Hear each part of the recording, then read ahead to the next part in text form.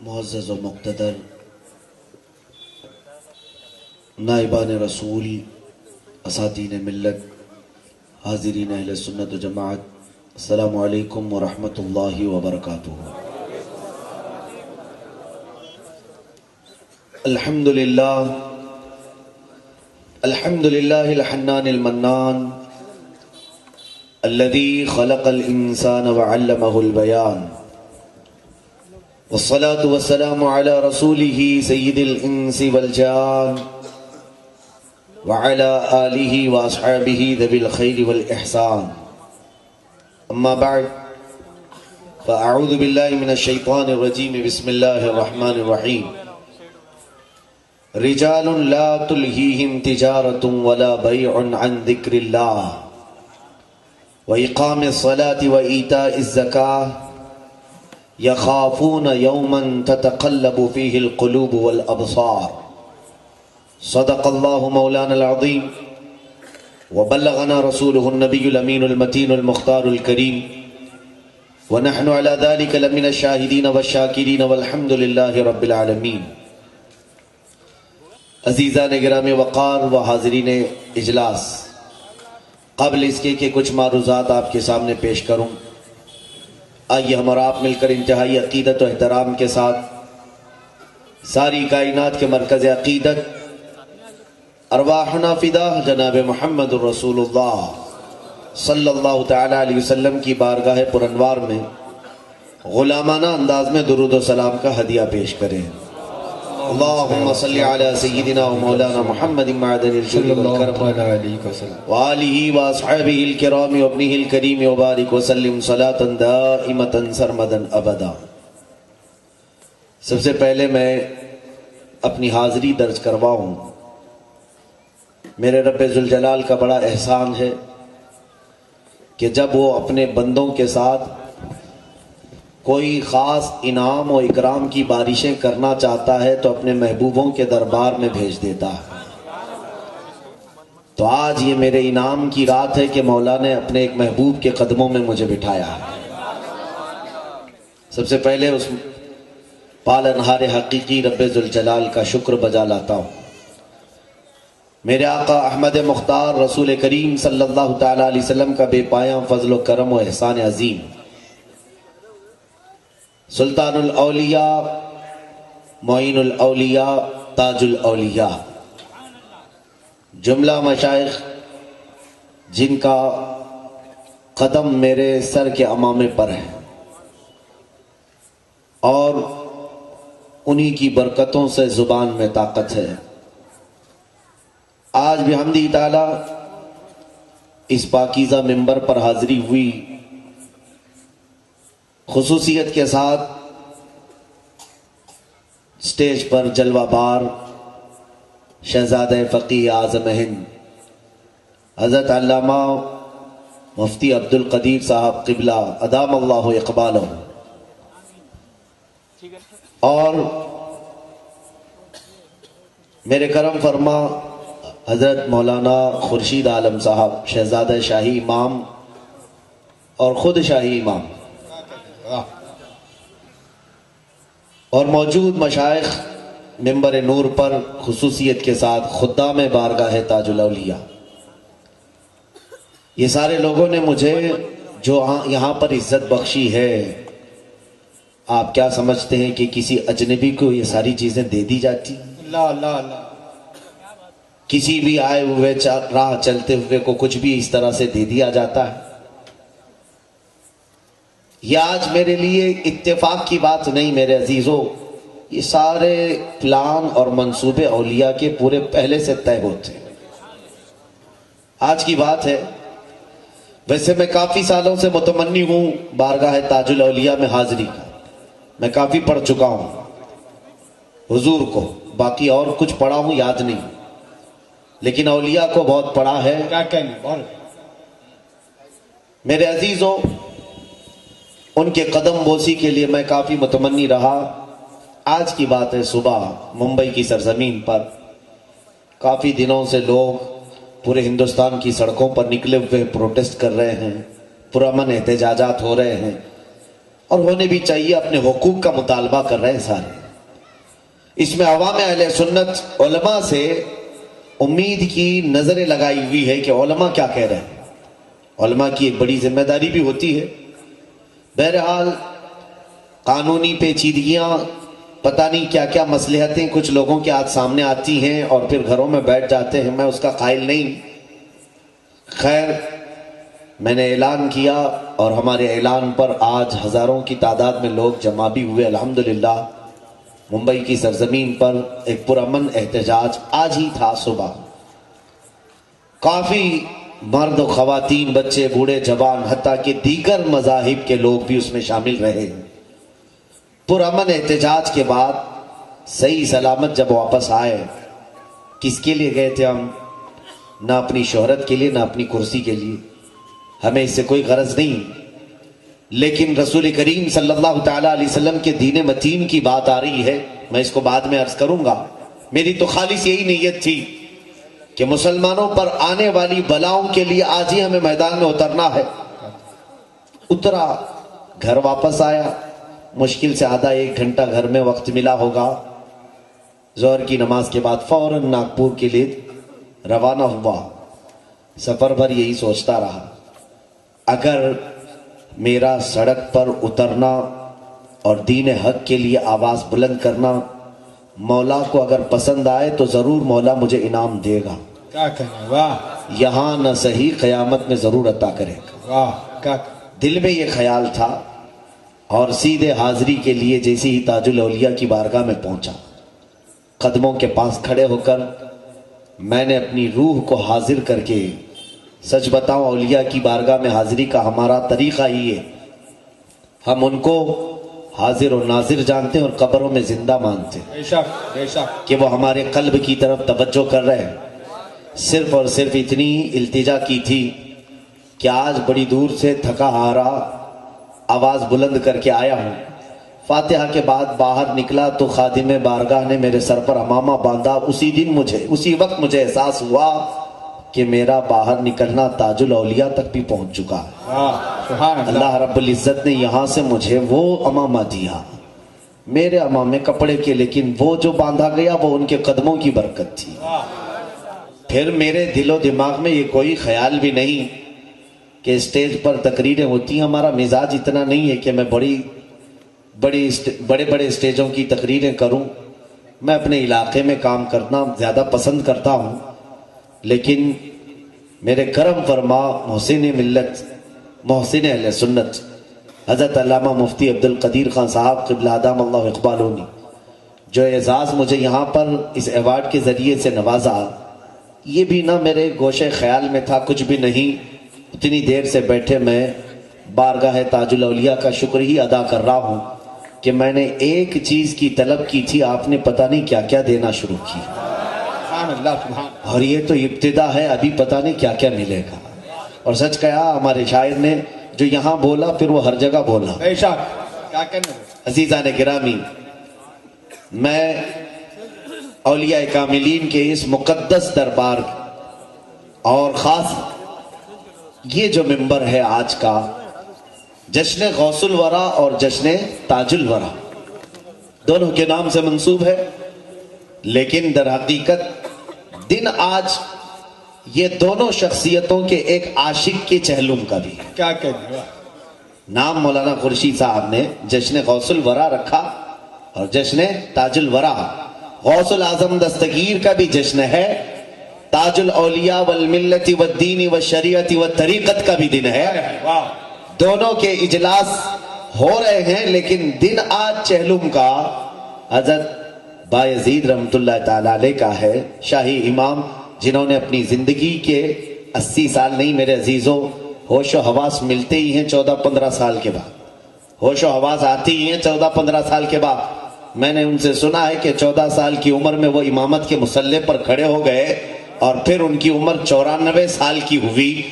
پتہ یہ چلا کہ ہوش و حواس کی ابتدا مصلی سے ہوئی اور انتہا بھی مصلی پر ہو گئی۔ کیا کہنے، واہ واہ، حق ہے۔ ایک پاکیزہ لوگ جن کا ذکر قرآن میں آیا ہے، جو تلاوت میں نے کی ہے، رجال لا تلہیہم تجارت ولا بیع عن ذکر اللہ، اللہ کے کچھ بندے ایسے ہیں جن کو نہ تجارت مشغول کر پاتی ہے، نہ بازار ان کو اپنی طرف بلا پاتا ہے، وہ اپنی زندگی کا ہر لمحہ ذکر الہی میں صرف کر دیتے ہیں۔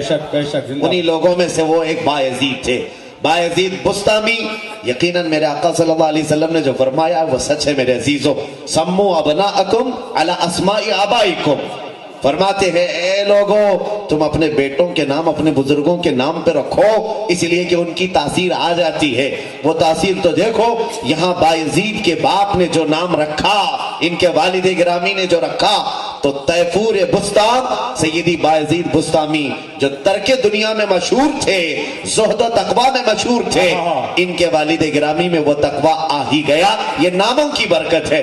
اپنے بچوں کے نام تاج الدین رکھ کر کے دیکھو، برکت نہ آئے تو پھر کہنا کیا کہنا، حق ہے، زندہ باد زندہ باد۔ ان اولیاء میں ان کے ناموں میں تاثیر ہے۔ عزیزان گرامی،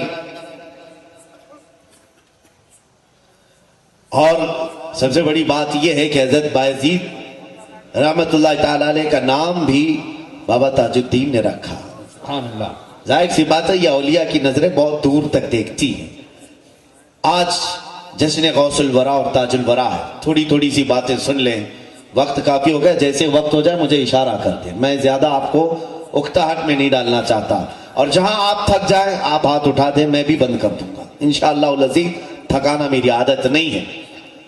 سلطان الاولیاء سیدی سندی آخائی مولائی غوث الثقلین سیدی عبد القادر الجیلانی قدس اللہ سرہ شریف، اس ولی پاک کا نام ہے جن کا نام لینے کے لیے اولیاء بھی باوضو رہا کرتے تھے، سبحان اللہ، بے شک۔ نام پاک کے لیے بھی وضو فرمایا کرتے تھے۔ آپ کا لقب محی الدین ہے، دین کو زندہ کرنے والا، اور یقیناً خود غوث اعظم نے یہ اپنا واقعہ نقل فرمایا کہ میں ایک راستے سے گزر رہا تھا، ایک مسافر کو دیکھا، بہت ہی کمزور تھا، ضعیف تھا، وہ چلتے چلتے کبھی ادھر گر جاتا کبھی ادھر گر جاتا۔ میں اس مسافر کے قریب گیا، اس کو پکڑا، اور اس کو جیسے ہی میں نے دونوں ہاتھوں سے سنبھالا وہ بالکل صحت یاب ہو گیا، چہرے پر رونق آ گئی، چہرہ اس کا خوشحال ہو گیا۔ تو غوث پاک فرماتے میں تعجب سے اسے دیکھنے لگا، ابھی تو اتنا کمزور تھا، ضعیف تھا، ناتواں تھا، چل نہیں پا رہا تھا، میں نے تجھے پکڑا، کیا تو صحیح سلامت ہو گیا؟ اس مریض نے پلٹ کر کے کہا اے شیخ عبد القادر مجھے نہیں پہچانتے؟ کہا کون ہے تو؟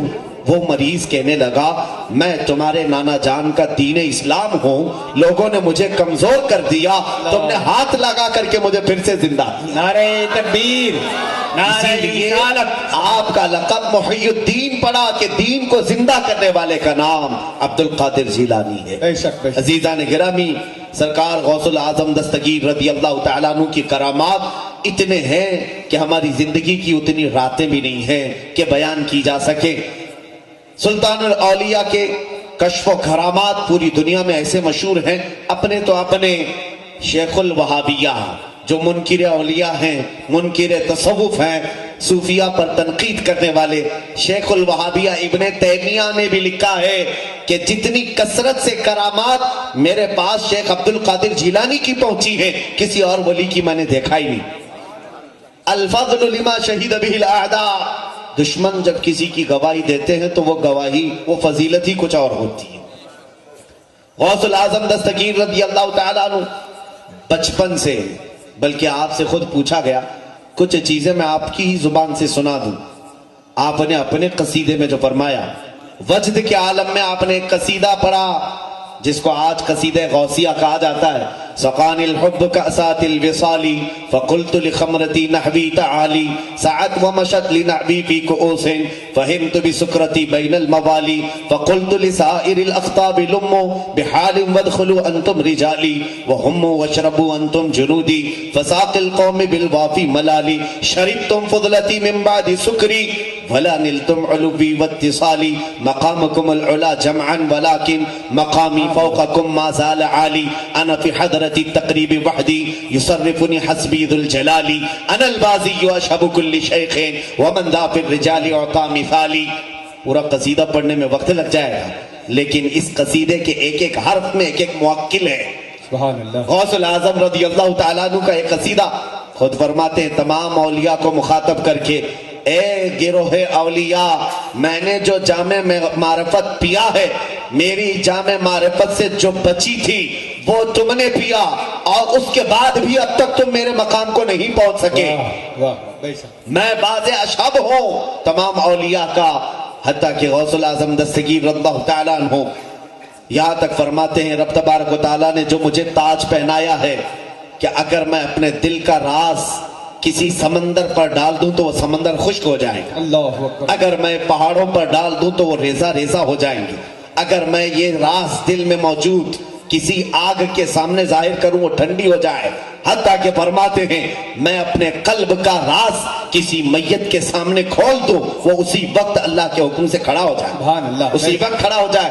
اور اتنا ہی نہیں، فرماتے ہیں کہ جتنے دن اور جتنی راتیں اور جتنے مہینے ہوتے ہیں سب مجھ سے آ کر کے پہلے اجازت لیتے ہیں۔ شعبان کا مہینہ طلوع ہونے سے پہلے ہی آتا اور کہتا ہے اے سیدی عبد القادر جیلانی اب میں آنے والا ہوں، مجھے مہینے میں یہ واقعات ہونے والے ہیں۔ غوث العظم دستگیر اشارہ فرماتے ہیں، مہینے آگے چلتے رہتے ہیں، یہ مہینے بھی غوث العظم کی دستگیر کی بارگاہ میں حاضری دیتے ہیں، حتیٰ کہ غوث پاک فرماتے ہیں نظرت الی بلاد اللہ جمعا کخردلۃ علی حکم اتصالی، میں سارے شہروں کو اللہ کے ایسے دیکھتا ہوں جیسے ہتھیلی میں رائی کے دانے کو دیکھتا ہوں، بے شک بے شک سبحان اللہ رائی کے دانے کو جیسے دیکھ رہا ہوں۔ آپ نے کیا فرمایا؟ اللہ کے سارے شہروں کو، اللہ کے سارے شہروں کو، یہ نہیں فرمایا زمین کے سارے شہروں کو۔ یہ شہر ناگپور ہے، ممبئی ہے، پونا ہے، یہ زمین کے شہر ہیں۔ اس کے علاوہ فقہاء نے مفسرین نے فرمایا یہ جو تم دنیا دیکھ رہے ہو اس طرح کی 18,000 عالم اور ہیں، 18,000 عالم اور ہیں، ان عالموں میں کون ہے، کیا ہے، کتنے شہر ہیں، ہم میں سے کس کو کیا معلوم، ہمیں معلوم نہیں، وہ اللہ والے جانتے ہیں۔ اور غوث العظم دستگیر فرماتے ہیں اللہ کے جتنے عالم ہیں اس میں جتنے شہر ہیں سارے شہروں کو میں رائی کے دانے کے برابر دیکھ رہا ہوں۔ بے شک سبحان ہم اللہ جانتے ہیں آپ غوث پاک رضی اللہ تعالیٰ عنہ آپ کا نسب نامہ، ماں کی طرف سے بھی آپ سید ہیں، باپ کی طرف سے بھی آپ سید ہیں، بے شک معلوم ہوگا آپ کو رسول کریم صلی اللہ علیہ وسلم کے ڈائریکٹ بیٹے نہیں، ڈائریکٹ پوتے بھی نہیں، ڈائریکٹ پڑ پوتے بھی نہیں، تقریباً 10 پشتوں کے بعد غوث پاک کا نام آتا ہے، 10 پشتے ہیں غوث پاک رضی اللہ تعالیٰ عنہ، قریب 10 اور آگے پیچھے۔ غوث پاک رضی اللہ تعالیٰ عنہ 470 کے بعد کی ولادت ہے آپ کی، حضور کے وصال کے، حضور صلی اللہ تعالیٰ علیہ وسلم کے زمانے کے 400 سال بعد کی ولادت ہے۔ میں یہاں یہ کہنا چاہتا ہوں میرے عزیز، حضور کی اولاد میں سے 10ویں پشت میں آنے والا عبد القادر، 400 سال بعد آنے والا عبد القادر پوری کائنات کے شہروں کو ایک رائی کے دانے کے برابر دیکھتا ہے تو پھر رحمت عالم کی نگاہ کا حال کیا؟ اللہ زندہ باد، بہت بے شک اس رسول مختار صلی اللہ تعالیٰ علیہ وسلم کی نگاہ کا حال کیا ہوگا؟ پھر بھی لوگ کہتے ہیں انہیں پیٹھ پیچھے کا علم نہیں تھا۔ معاذ اللہ معاذ اللہ ظالموں جاؤ کسی ولی کے پاس بیٹھو، تمہیں پتا چلے گا، ولی تمہیں پوری دنیا کا سکی سیر کرا کر کے بتا دے گا کہ ہماری جو نظریں ہیں یہ رسول مختار کے جمال کا ایک ذرہ ہے، اور ان کی نظروں کو مولا نے کیا کیا دکھایا وہ جانے اور ان کا مولا جانے۔ بے شک کیا کہنے حضرت، زندہ باد زندہ باد، بہت عزیزان گرامی وقار، غوث العظم دستگیر رضی اللہ تعالیٰ عنہ سے پوچھا گیا آپ کو کب پتا چلا کہ آپ ولی ہیں؟ کیسے پتا چلا، کب؟ فرماتے ہیں جب میں بچپن میں مدرسے جاتا تھا تو مدرسے میں ہر دیوار سے آواز آتی تھی افسحوا لولی اللہ، افسحوا لولی اللہ، ہر جگہ سے آواز آتی تھی اللہ کے ولی کے لیے جگہ کشادہ کر دو، اللہ کے ولی کے لیے جگہ چھوڑ دو، تو سارے لوگ ہٹ جاتے تھے اور میں بیٹھ جاتا تھا۔ اس وقت ہی احساس ہوا کہ اللہ رب العزت نے کچھ خاص عنایتیں مجھ پر فرمائی، حتیٰ کہ غوث پاک ماں کے پیٹ سے ولی ہیں، وہ پیدائشی ولی ہیں۔ بچپن کی بات آپ فرما رہے ہیں، دیکھیں یہاں پر تاج الورا اور غوث الورا دونوں کا انتخاب کیا کہنے، کیسے ملاپ ہے ابھی میں آپ کو بتاؤں۔ اولیاء کی ایک خاص عادت یہ ہے دم زدن میں یہ ادھر سے ادھر ہوں، ادھر سے ادھر ہوں، کیا کہنے، جہاں میں اہل ایمان مثل خورشید جیتے ہیں، ادھر ڈوبے ادھر نکلے، ادھر ڈوبے ادھر نکلے، اللہ ان کی حالتیں ہیں۔ غوث پاک رضی اللہ تعالیٰ عنہ فرماتے ہیں کہ بچپن میں چھت کے اوپر کھڑا تھا اپنے گھر کے، حاجیوں کے قافلے گزر رہے تھے، حج کے لیے جا رہے تھے، دل میں حسرت ہوئی میں بھی حج کے لیے چلا جاتا، ہم بھی تو حاجیوں کے قافلے دیکھ کر تمنا کرتے ہیں، کاش میں بھی پہنچ جاتا۔ غوث پاک فرماتے میرے دل میں حسرت ہوئی، ابھی میری آنکھوں سے آنسو کا قطرہ میرے رخسار پر آیا بھی نہ تھا کہ میں نے دیکھا عالم وجد میں خانہ کعبہ میرے گھر کے ارد گرد طواف کر رہا ہے۔ خانہ کعبہ کو میں نے اپنے ارد گرد طواف کرتے دیکھا، یہ وہ کعبہ نہیں جو سیمنٹ اور پتھر سے بنے ہوئی کعبے کو، یہ اہل بصیرت کا کعبہ ہے جو اہل اللہ دیکھا کرتے تھے۔ وہ کعبہ اولیاء کے پاس جاتا تھا اور غوث پاک رضی اللہ تعالیٰ عنہ نے اپنے بچپن میں دیکھا، اسی لیے امام اہل سنت نے ان کی شان میں یہ فرمایا ہے جہاں سارے اقطاب جہاں کرتے ہیں کعبے کا طواف، کعبہ کرتا ہے طواف در والا تھے۔ نعرہ تکبیر، نعرہ رسالت، فیضان غوث اعظم، عظمت تاج الاولیاء، شان تاج الاولیاء، انوار تاج الاولیاء، مسلک اعلی حضرت۔ اسی طرح کی بات تاج الاولیاء کی بارگاہ میں بھی، تاج الاولیاء یہ مجذوب صفت اور اس طرح جس کو کہتے ہیں قلندرانہ عادتیں، جسے دنیا و مافیہ سے کوئی لینا دینا نہیں، لیکن در حقیقت انہی کی اس وقت حکومت بھی چلتی رہتی، حکومتوں سے بے نیاز، لیکن حکومتیں بانٹنے والے یہی، بے شک ان کی عادتیں ایسی۔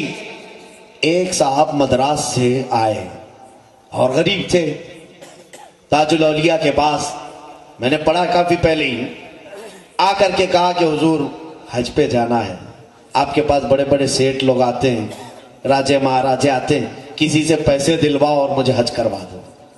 بہت سارے لوگ نظر و نیاز دیتے ہیں، وہ اتنی ساری نظریں آپ بانٹ دیتے ہیں، میرے حج کے پیسوں کا انتظام کر دو۔ مرید دیوانے ہوتے ہیں جو حقیقت میں ہوتے ہیں، پکڑ لیا، بابا نے کہا ٹھیک ہے رہ جاؤ، یہیں پر رہو۔ کئی دن گزر گئے، کئی نذرانے بھی آئے، اور جب جب نذرانے آئے پورے آپ بانٹ دیں۔ وہ صاحب کہتے ہیں میں دیکھتا رہا، موٹے موٹے پیسے والے سارے چیزیں آئے، سب غربا مساکین میں بانٹ دیتے، میرے ایک کا حج کرا دے تو بابا کو کیا ہوگا، کیا کمی ہوگی۔ حج کا مہینہ آ گیا، بلکہ فرماتے ہیں وہ صاحب فرماتے حج کا مہینہ شروع ہوا، سارے حاجی جا چکے تھے، اب حج کے دن بھی شروع ہوئے، میں تو مایوس ہوا اب کیا پہنچائیں۔ لیکن جو کلندر کا کلندر ہوتا ہے وہ یقین ان کلندروں پر رکھتا بھی ہے۔ اس کے بعد وہ قدم پکڑتے اور کہتے ہیں اس سال کا حج تو چلا گیا، اگلے سال آپ پکا وعدہ کریں کہ مجھے بھیجیں گے۔ تاج الدین بابا رحمت اللہ تعالی علیہ مسکرائے اور اس کی پیٹھ پر ایک زوردار تھپڑ رسید کیا، پیٹھ پر مارا، آنکھ بند ہو گئی۔ فرماتے ہیں ایک نیم کے درخت کے نیچے میں بیٹھا تھا، اچانک میں دیکھتا ہوں کہ میں عرفات کے میدان میں پہنچا ہوں، سبحان اللہ، عرفات کے میدان میں پہنچا ہوں، سارے حاجی احرام میں ہیں، میں احرام کے حالت میں ہوں، حج کے ارکان میں ادا کر رہا ہوں، تلبیہ پڑھا، کنکریاں مارا، طواف کیا، اور پھر میں نے جو ارکان حج تھے پورے ادا کیا، یہاں تک کہ سارے حاجی واپس آنے لگے۔ اس میں پتہ نہیں کتنا عرصہ بیت گیا، دل بھر کر کے میں نے طواف کعبہ کیا، دل بھر کر کے زمزم پیا، ساری چیزیں کیا، اور اس کے بعد زمانہ بیتنے لگا۔ اچانک بابا تاج الدین رحمت اللہ تعالی علیہ میرے پاس آئے اور پھر سے ایک تھپڑ رسید کیا، میں اسی نیم کے درخت کے نیچے سویا ہوا ہوں۔ فرمانے لگے کب تک یہاں پڑا رہے گا، حج ہوا چل، باقی آگے آگے چل۔ اللہ اللہ، زندہ باد زندہ باد زندہ باد۔ وہ صاحب خود فرماتے ہیں میں اس راز کو نہیں سمجھ پاتا تھا، میں تو سوچتا تھا کہ کوئی نذرانے والا مجھے حج کو پہنچا دے، لیکن ان اولیاء کو نہ مال کی ضرورت ہے نہ نذرانوں کی ضرورت ہے، ان کی نظر ہی اتنی کافی ہے کہ ناگپور میں بیٹھے تو خانہ کعبہ تک بھی پہنچے۔ بے شک، زندہ باد حق ہے۔ یہ تاج الورا اور وہ تاج الاولیاء، یہ تاج الاولیاء اور وہ غوث الورا، یہ اولیاء کاملین کے مقامات ہیں میرے عزیزوں۔ میں تھوڑی باتیں سلطان الاولیاء کی ذات پاک پر عرض کر کے آگے رخصت ہوتا ہوں۔ سرکار غوث العظم دستگیر رضی اللہ تعالیٰ اپنے زمانے طالب علمی کو دیکھیں، دونوں بھی شخصیتوں کے لیے ایک کامن چیز ملتی ہے۔ غوث پاک شریعت اور طریقت کے سنگم تھے، اسی طرح تاج الدین بابا رحمۃ اللہ تعالی علیہ شریعت اور طریقت کے سنگم تھے۔ شریعت بھی آپ کے ہاں ہے، طریقت بھی آپ کے ہاں ہے۔ اگر شریعت نہ ہوتی تو کبھی مفتی عبد الرشید رحمۃ اللہ تعالی علیہ کو اپنے ہاں نہیں بلاتے، نہ ان کو مسند افتاء پر بٹھاتے۔ وہ جاہل ہیں جو مشہور کرتے ہیں کہ اولیاء کا شریعت سے کوئی تعلق نہیں، وہ خود ہی جاہل ہیں۔ اولیاء کاملین تو حقیقت میں شریعت کے سمندر ہیں۔ امام غزالی فرماتے ہیں ما کان اللہ من ولی جاہلا ولو کان لعلمہ اللہ اولا، اللہ کا کوئی ولی جاہل نہیں ہوتا۔ یہ اور بات ہے کہ کسی کے پاس اگر پڑھا نہیں ہے اللہ خود اسے پہلے پڑھاتا ہے، پہلے اسے علم دیتا ہے پھر ولایت دیتا ہے۔ تو کسی ولی کے بارے میں یہ مت سمجھنا یہ کسی مدرسے کو نہیں گئے، کسی کے پاس مولانا کے پاس نہیں بیٹھے۔ اللہ رب العزت بعض اولیاء کو علم لدنی عطا فرماتا ہے۔ تاج الدین رحمۃ اللہ تعالی علیہ شریعت کے اور طریقت کے سنگم تھے، اسی طرح سیدی غوث الورا سلطان الاولیاء شریعت اور طریقت کے بحر ذخار تھے۔ یہاں سے یہ پتہ چلتا ہے سچے اولیاء کے عاشقین وہ ہیں جو شریعت کو بھی پاس رکھتے ہیں، طریقت کو بھی پاس رکھتے ہیں۔ بے شک بے شک، ایک بات یاد رکھیں، کچھ لوگ اگر گمراہ کریں کہ نہیں طریقت کی طرف مت جاؤ صرف شریعت دیکھو، وہ فاسق بنا دیں گے تمہیں، فاسق بنا دیں گے۔ جی جی بہت امام مالک رحمۃ اللہ علیہ نے فرمایا جو صرف شریعت پڑھتا رہا اور طریقت کی کوئی بات نہیں سیکھا وہ فاسق ہو جائے گا، اور جو شریعت کو چھوڑ کر طریقت کی بڑی بڑی باتیں پڑھنے کے لیے آیا تو وہ تو زندیق بن جائے گا، شیطان بن جائے گا، شیطان اسے گمراہ کر دے گا۔ اور جو دونوں کو جمع کر دیا وہ اللہ تک پہنچ گیا، سبحان اللہ، وہ رب تک پہنچ گیا، کیونکہ میرے عزیز شریعت مولانا لوگوں کی نہیں ہے، میرے آقا صلی اللہ علیہ وسلم کی، بے شک، کیا رسول پاک کی ہے۔ بے شک، اور اس دروازے کو چھوڑ کر رب کی معرفت کہاں سے ہوگی؟ بخدا خدا کا یہی ہے در، نہیں اور کوئی مکر مکر، جو وہاں سے ہو یہی آ کے ہو، جو یہاں نہیں تو وہاں نہیں۔ بے شک، کیا کہنے زندہ باد زندہ باد۔ رسول کریم صلی اللہ علیہ وسلم کی شریعت یہ در حقیقت میرے آقا کا دروازہ ہے، یہ چھوڑ کر معرفت تک نہیں پہنچ سکو گی۔ خیر غوث پاک رضی اللہ تعالیٰ عنہ خود اپنے قصیدے میں فرماتے ہیں درست العلم حتی صرت قطبا ونلت السعد من مولا الموالی، میں علم حاصل کرتا رہا، علم حاصل کرتا رہا، یہاں تک کہ میں علم حاصل کرنے کے زمانے میں ہی قطبیت کے مقام کو پہنچ گیا، سبحان اللہ سبحان اللہ، قطب بن گئے۔ غوث پاک زمانے طالب علمی میں قطب تھے، یہ علم حاصل کرتے کرتے آج ضرورت ہے طلبہ اسلامیہ کو جو مدارس میں پڑھتے انہیں بھی بتایا جائے کہ تم علم جو شریعت کا حاصل کر رہے ہو ساتھ ہی ساتھ قناعت کا، صبر کا، توکل کا، رضا کا، ثبات کا، استقامت کا پڑھو گے تو تم زمانے طالب علمی میں بھی مقام باطن حاصل کر لو۔ کیا کہنے، بے شک، بہت لیکن آج مدارس خالی ہو گئے روحانیت سے، مدارس خالی ہو گئے تصوف سے، بہت کم الا ماشاءاللہ کوئی ہوں گے، لیکن آج ایسا کر دیا گیا ہے کہ علماء شریعت کو الگ کر دیا گیا اور ان کو بے عمل بنایا جا رہا ہے، اور خانقاہیں الگ ہو گئیں جہاں شریعت کا کوئی علم ہی نہیں رہ گیا۔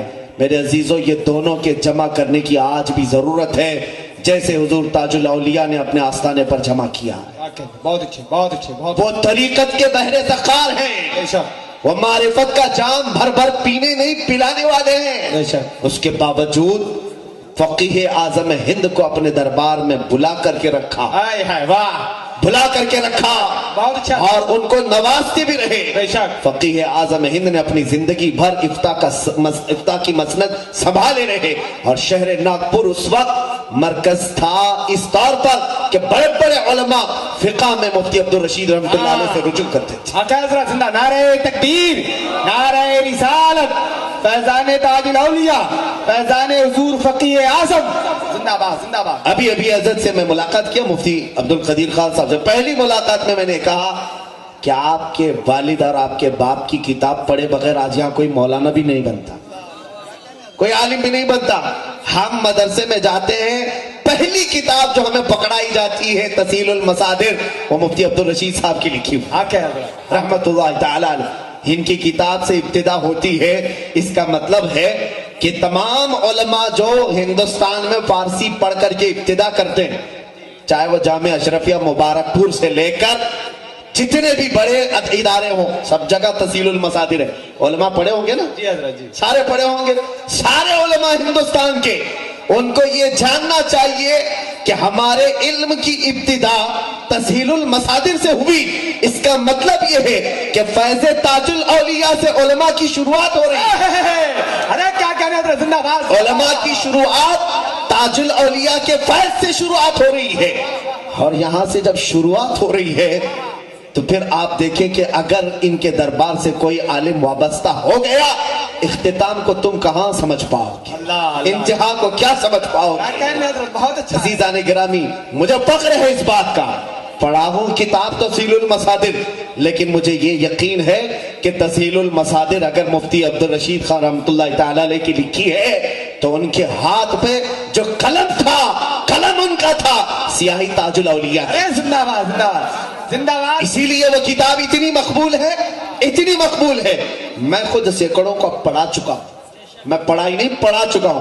آج بھی پڑھا کر کے آیا ہوں، آج بھی وہی کتاب پڑھا کے آیا ہوں. پہلے مستقبل کا بیان، آج پڑھا کر کے آئے ہیں. میرے عزیزوں، یہ تقریباً فیض تاج الاولیاء پورے ہندوستان کے مدارس میں پھیلا ہوا ہے. پہلی بات یہ سن لیں کہ علم کو چھوڑ کر ہماری کوئی کامیابی نہیں. حتیٰ کہ غوث اعظم نے جب فرمایا کہ میں علم حاصل کرتے کرتے قطبیت کے مقام کو پہنچا، تو پھر آپ سب اگر عاشقان غوث ہیں تو پہلے علم کی طرف توجہ کریں. جہالت ہماری سب سے بڑی خرابی ہے. آج ہماری جہالت کا ہی پوری دنیا فائدہ اٹھا رہی ہے. کیا بہت اچھا پیغام ہے. یہ ایک بات یاد رکھیں، یہ NRC اور CAA کا جو خطرہ لاحق ہے نا، اس کی وجہ بھی میں آپ کو بتا دوں، یہ جہالت ہے. یہ جو کالے قوانین کے خلاف آج جو پروٹیسٹ ہو رہا ہے، اس کے متعلق میں آپ کو ایک بات یہ صرف بتانا چاہوں، ہم کیوں ویرودھ کر رہے ہیں. دوسرے پتہ نہیں، یہ ہم کو کہہ رہے کانگریسی ہوں گے اس لیے راستوں پر آ گئے. پاگل نہیں ہم کو پکش وپکش یہ تمام کھیل نہیں کھیلنا ہے. میں محسوس کر رہا ہوں میرے عزیزوں، اس میں ہوگا کیا. چھوٹے چھوٹے گاؤں کے بھی ہم نے دورے کیے، آج نہیں کافی دنوں سے. یہاں ہندوستان کے مسلمانوں میں علم کی کمی اتنی ہے کہ صرف ووٹر آئی ڈی بنانے کے لیے اپنا نام بدل دیتے ہیں. اگر کچھ لوگ ڈرا دیں ان کو، اپنا نام تبدیل کرنے کے لیے تیار ہو گئے. ہریانہ کے ایک چھوٹے سے گاؤں میں ہم گئے، وہاں کے ایک صاحب سے ملاقات ہوئی. پورے گاؤں میں جتنے لوگ ہیں پتہ نہیں کتنے، 4-5 سے ملاقات. کسی کا نام رام کرشن پتہ نہیں کئی نام، لیکن وہ کہتے ہیں ہم پیدائشی مسلمان، ہم مسلمان ہیں. ایک دو نہیں، کئی گھر ہیں. کہا سرپنچ سے ڈر کر کے، پنچایت سے ڈر کر کے اگر یہ نام نہ رکھے تو نہ ہمارا ووٹر آئی ڈی بنے گا، نہ آدھار کارڈ بنے گا، کچھ نہیں بنے گا. میرے عزیزوں، یہی مسئلہ آئے گا NRC میں. انہوں نے یہ کہا 1970 سے پہلے کے پروف جس کے پاس ہیں وہ انڈین مسلم ہے، آپ کو مان لیا جائے گا. اور جس کے پاس نہیں ہے اس کو کہا جائے گا پاکستان سے آیا، بنگلہ دیش سے آیا ہے، افغانستان سے آیا ہے، تم گھسپیٹیے ہو جاؤ ڈیٹینشن سینٹر میں. یہ تمام چیزیں چل رہی نا آج. لیکن اس وقت کیا ہوگا جانتے ہیں آپ؟ یہ 25 کروڑ مسلمانوں کی آبادی میں میں سمجھتا ہوں شاید 15 کروڑ کے پاس کاغذات ہوں گے پتہ نہیں. قریب دیہات میں رہنے والے 10 کروڑ کے قریب کی آبادی ایسی ہے جن کے پاس کاغذات وغیرہ کچھ نہیں اور علم بھی نہیں. وہ کیا کریں گے؟ انہیں جب یہ کہ ڈرا دیا جائے گا کہ تمہیں باہر کا گھوشت کر دیا جائے گا تو سب سے پہلے یہ نہیں بھائی میں تو سکھ ہوں، نہیں بھائی میں تو ہندو ہوں، نہیں بھائی میں تو جین ہوں. یہ ارتداد کا فتنہ بھی جہالت سے شروع ہوتا ہے میرے عزیز. آدمی مرتد تک بن جاتا ہے. ہم اس قانون کا ویرودھ اس لیے کر رہے ہیں کہ ہمارے دین کے اوپر یہ مسئلہ آ گیا ہے. بعد میں یہ جو مسلمانوں کو ارتداد کے فتنے سے کون بچائے گا؟ عزیزان گرامی، وقت کی نزاکت کو سمجھے. بہرحال میں موضوع سے ہٹنا نہیں چاہتا، لیکن بات یہاں جہالت کی آئی ہے تو مجھے بولنا پڑتا ہے کہ آج ہماری قوم میں سب سے زیادہ جہالت، اور یہ ہماری نہیں بلکہ کئی کمیٹیاں اس پر ریسرچ کر کے اپنی رپورٹ گورنمنٹ کو پیش کر چکی ہے. سب سے زیادہ جہالت. نہ کالجز میں ہمارا کچھ مقام نہ مدارس اسلامیہ میں. پھر جاتے کہاں ہیں؟ کیا سارے کباب روٹی کھانے کے لیے ہوٹلوں پہ کھڑے رہتے، یا رات بھر انٹرنیٹ چلانے کے لیے پب جی گیم کے لیے تمہاری زندگی ہے؟ میرے عزیزو، آج نوجوان اکثریت کے ساتھ ہمیں تباہ کیا گیا ہے. سب سے زیادہ آج نشہ مسلمان قوم میں بیچا جا رہا ہے، سب سے زیادہ ہمارے محلوں میں فروخت ہو رہا ہے. تم نہیں جانتے کہ یہ در حقیقت ایک سازش ہے کہ تمہیں نکمہ بنا دیا جائے، تمہیں آوارہ کر دیا جائے. تم کسی کے بارے میں بولنے کی طاقت تک نہ رکھو. آج نہ اٹھے تو کل تمہیں مردوں میں شمار کیا جائے گا. ایک بات ہی یاد رکھ لے، جہالت سے توبہ کرے. ارے میرے عزیزو، علم کی کوئی عمر نہیں ہوتی. آج میری بات سے اگر آپ سہمت ہیں، آج بھی آپ پڑھ سکتے ہو، آج بھی پڑھ سکتے ہو. شیخ سعدی رحمت اللہ علیہ فرماتے 7 سال کے بعد تو میں نے پڑھنا شروع کیا. پڑھے ہوں گے، بہت کچھ پڑھے ہوں گے، لیکن وہ جس علم کے بارے میں فرما رہے ہیں، میری عمر بیت چکی تھی. 80 سال کی عمر میں پڑے ہوئے مشائخ کا بھی ذکر ہے ہمارے پاس. یہ عمر نہیں ہوتی، لیکن علم سے دور نہ جاؤ. علم اگر تمہارے پاس نہیں ہے تو تمہیں کوئی چیز پتہ نہیں ہوگی. ایسا ہی آدمی ہے جیسے ایک اندھیرے کمرے میں بیٹھا، کہیں سے اجالا نہیں، ساری کھڑکیاں بند، دروازے بند. تمہارے سامنے 2 برتن لا کر کے رکھ دیے جائیں، ایک میں کیچڑ ہے اور ایک میں حلوہ ہے. دونوں میں ہاتھ پڑے گا کہ نہیں پڑے گا؟ کبھی کیچڑ کھائے گا، کبھی حلوہ کھائے گا. کیوں؟ دکھتا کچھ نہیں ہے. یہی مثال جاہل کی ہے. جب علم نہیں ہوتا، حرام بھی کھاتا ہے، حلال بھی کھاتا ہے، پتہ ہی نہیں ہوتا. علم ایک نور ہے جو اسے تمیز سکھاتا ہے، اخلاق سکھاتا ہے اور رب کی معرفت دکھاتا ہے. بے شک بے شک. علم سے دور ہو کر کے کوئی ولایت کے مقام کو نہیں پہنچ سکتا. بے شک. آؤ سلطان الاولیاء غوث پاک کی بات بتاؤں. ان کی ماں نے آپ کو جب بغداد سے بھیجا، آپ کی عمر قریب 16-17 سال کی ہوگی.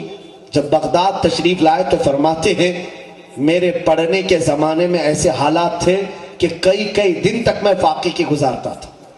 بڑے امیر لوگ پڑھتے تھے لیکن میرے پاس کھانے کی کوئی چیز نہیں رہ جاتی. اکثر ایسا ہوتا کہ میں درخت کے پتے کھا کر پورا دن گزارتا. کون کہہ رہا ہے؟ جس کے نام پر آج ہم بڑی بڑی 11ویاں کھا رہے ہیں. پڑھنے کے زمانے میں فرماتے پتے کھا لیتا. غوث پاک نے یہ بھی فرمایا کہ جب شدت کی بھوک لگتی تو میں دریائے دجلہ کے کنارے جاتا. کس لیے؟ فرماتے ہیں امیر لوگ کھانا کھا کر چھوڑ دیتے تھے، میں وہ دیکھنے کے لیے جاتا کہ اس میں سے کچھ کھا لوں.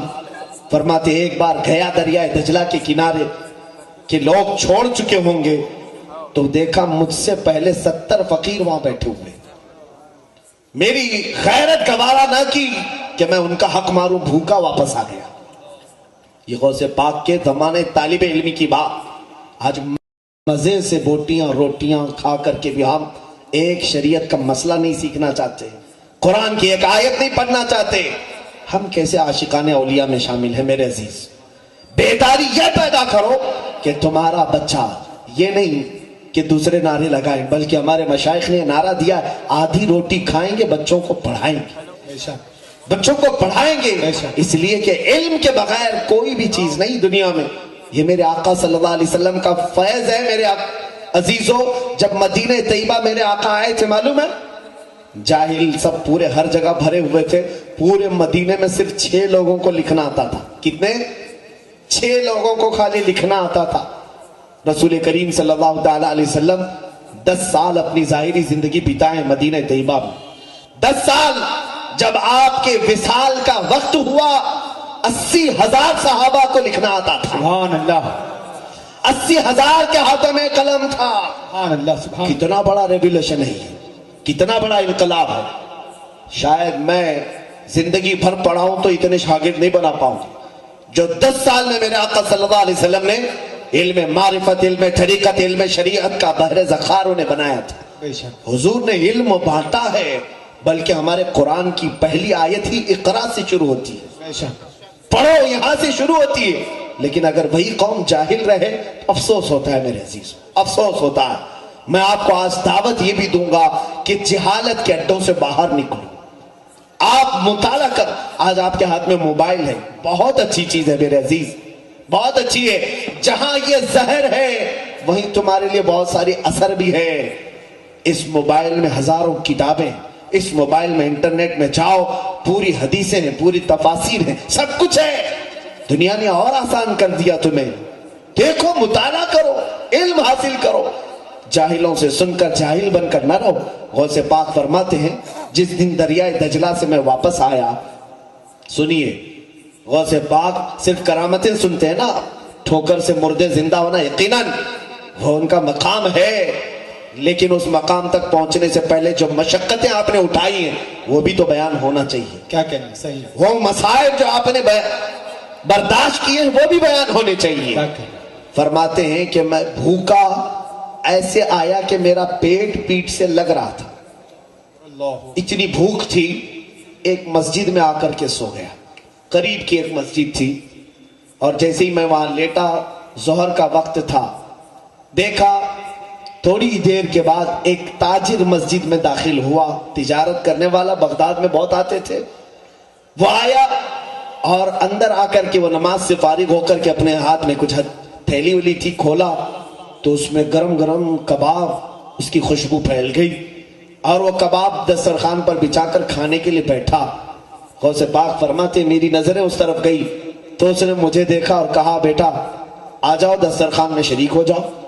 فرماتے ہیں سنت یہ ہے کہ جب بھوک لگے اور کوئی بلائے تو نہ کہا جائے، شریک ہو جائے۔ میں شریک ہو گیا، دسترخوان پر بیٹھا۔ جب کھانے کی بات آئی تو اس نے مجھ سے پوچھا کہ تم کیا کرتے ہو؟ کہا میں پڑھتا ہوں، یہاں پر طالب علم ہوں۔ تو اس نے چونک کر کہا بہت اچھا ہوا کہ ایک طالب علم سے میری ملاقات ہوئی، میرا ایک مسئلہ تم سالو کر دو گے، حل کر دو گے؟ کہا بولے آپ کا کیا مسئلہ ہے؟ وہ تاجر کہتا ہے در حقیقت میں جیلان سے آیا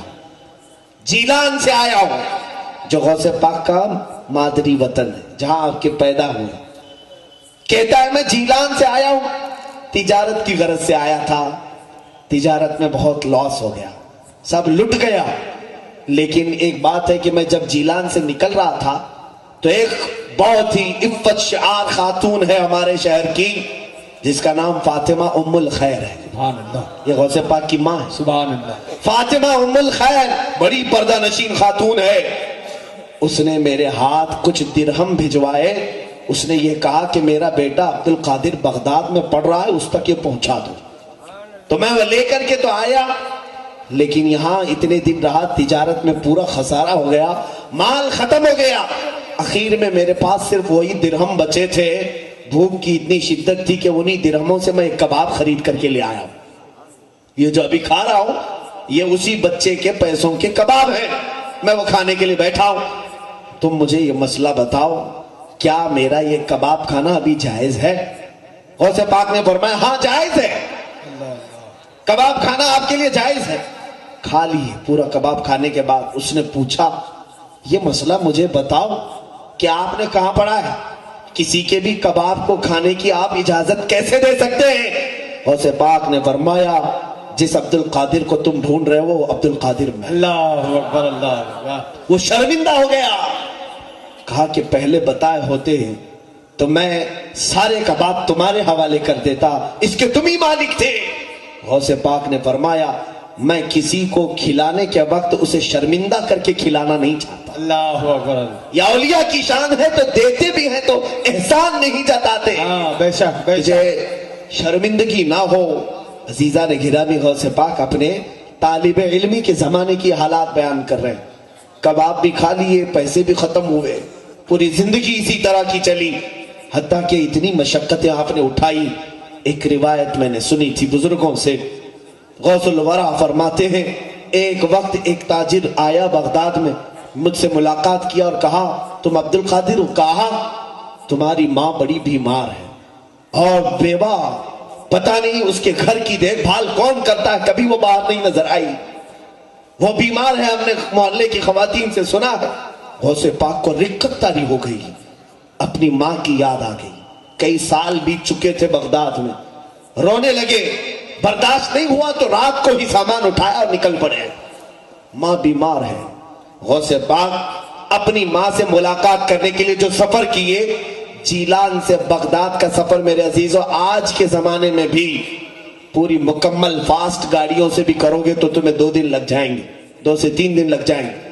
وہ زمانہ مہینے بھر کی مسافت کا تھا، جب جیلان پہنچے اپنے پرانے گھر، رات کا وقت تھا، دروازہ کھٹکھٹایا، ماں اندر سے ہلکے ہلکے قدموں سے آئی، آواز آئی کون ہے؟ کہا عبد القادر۔ ماں نے اپنے بیٹے کا یہ لہجہ سنا، ظاہر سی بات ہے کس ماں کا کلیجہ نہیں دہل جائے گا؟ اپنے اتنے دیر کے بعد آئے ہوئے بچے کو کون نہیں دیکھنا چاہتی ماں؟ لیکن پہلا سوال اس فاطمہ ام الخیر نے یہ کیا، بیٹا عبد القادر تعلیم مکمل کر کے آئے یا ادھوری چھوڑ کے آئے؟ دروازہ کھولے بغیر پہلا سوال یہ۔ کروڑوں سلام تربت ام الخیر پر جو غوث کی ماں ہے۔ غوث پاک نے باہر سے کہا، ماں ابھی تعلیم مکمل تو نہیں ہوئی لیکن تمہاری یاد ستانے لگی، آ گیا کہ ملاقات کر لوں، پھر میں واپس چلا جاؤں گا بغداد۔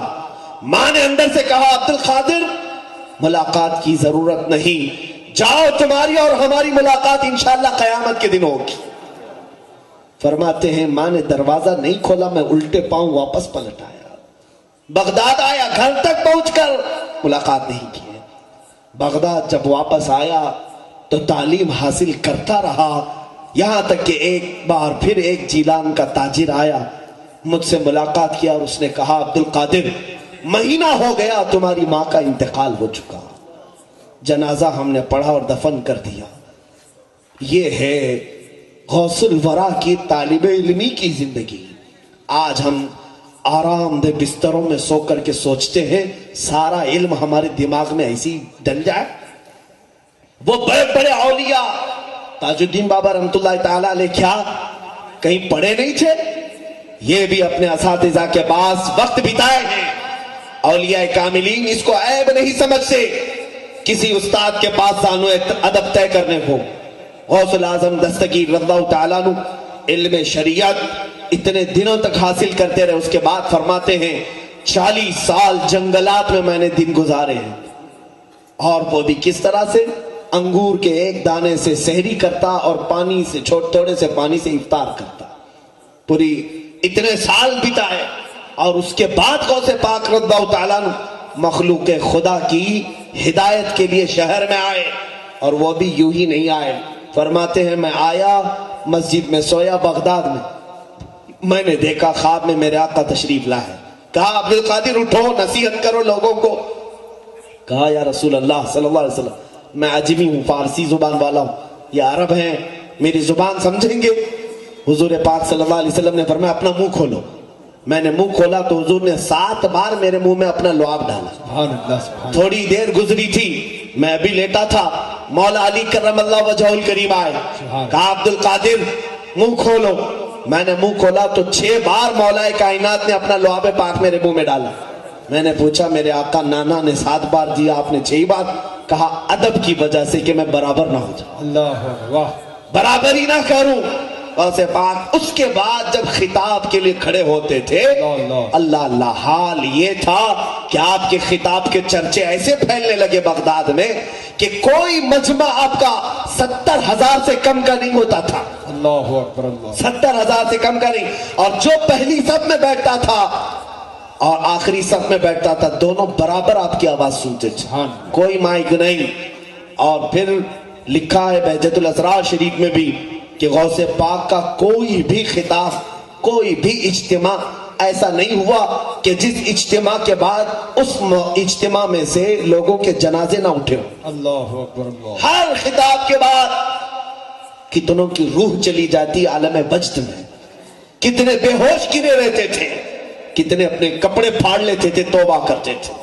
بس زبان کی بلا کی تاثیر تھی میرے عزیزوں، غضب کی تاثیر تھی، حتیٰ کہ جو زبان سے نکلتا تھا وہ دلوں میں ایسا پیوست ہوتا کہ زندگی بھر کے لیے وہ نقش کر لیتا تھا۔ جو ایک بار دربار غوث میں آیا، جب ڈاکوؤں نے صرف چہرہ دیکھ کر کے توبہ کیا تھا، تو جو دربار میں بیٹھتے تھے ان کا مقام کیا ہوگا؟ غوث الاعظم دستگیر زبان کی تاثیر صرف اتنی بتا دوں میں آپ۔ ایک بار اپنے بڑے صاحبزادے حضرت عبد الجبار کو کہا کہ آپ خطاب کرو آج، غوث پاک کے بڑے بیٹے حضرت عبد الجبار خطاب کے لیے کھڑے ہو گئے، مجمع سناٹے میں ہے، کافی دیر آپ نے خطاب کیا، لیکن وہ ماحول نہیں تھا جو سلطان الاولیاء کے مجمع کا ماحول ہوتا ہے. دھاڑیں نکلتی تھیں, چیخیں نکل جاتی تھی. وہ اتر آئے ممبر سے, کہا آپ جب بیان کرتے ہیں تو ماحول ہی کچھ اور ہوتا ہے. غوث پاک نے فرمایا بیٹھو تم, میں بیٹھ کھڑا ہوتا ہوں, میں ممبر پر جاتا ہوں. سنیے, غوث پاک ممبر پر گئے اور کیا بیان کیا جانتے ہیں؟ غوث پاک کے خطبات بھی میرے پاس ہیں, کیا کیا بیان کرتے ہیں, میں نے بھی پڑھا. وہی چیز اگر آج میں بھی بیان کروں, تاثیر بہت الگ ہے. غوث پاک کھڑے ہوئے بیان کرتے ہیں, اے لوگو آج میرے گھر میں ایک حادثہ ہو گیا. یہاں میرا مجمع بھی سن کر کے بتایا کہ کس کو سمجھ میں آ رہا, سمجھ میں آتا ہے کہ نہیں. غوث پاک فرما رہے, اے لوگوں میرے گھر میں ایک حادثہ ہو گیا آج. لوگوں کے کان کھڑے ہو گئے. کہتے ہیں عبد الجبار کی ماں, یعنی اپنی بیوی کے بارے میں کہہ رہے ہیں, عبد الجبار کی ماں کافی دنوں سے مٹی کی ہانڈی میں ایک چھیکے سے لٹکا کر کے دہی جما کر رکھی تھی. دہی بنا رہی تھی تاکہ گرمی کی شدت میں دوپہر کے وقت میں دہی کھا سکو. کافی دن کے دہی کے جمنے کے بعد آج وہ مٹی کے مٹکے سے دہی کو نے اتارا. میں گھر میں ابھی پہنچا نہیں تھا کہ ایک بلا آیا اور پنجہ مارا, مٹکا ٹوٹ گیا, دہی بہ گیا. مٹکا ٹوٹ گیا, دہی بہ گیا. بتاؤ, اتنا سننا تھا کہ پورا مجمع چیخیں مارنے لگ گیا, سارے رونے لگ گئے, کپڑے پھٹ گئے لوگوں کے. مجھے بتاؤ یہ کیا ہے؟ دہی بہ گیا, مٹکا ٹوٹا, تو لوگ کیوں رو رہے ہیں؟ کیا ہے اس بیان میں ایسا؟ میرے عزیزوں, سننے والے بھی اہل اللہ ہوتے تھے, سننے والے بھی اہل اسرار میں سے ہوتے تھے.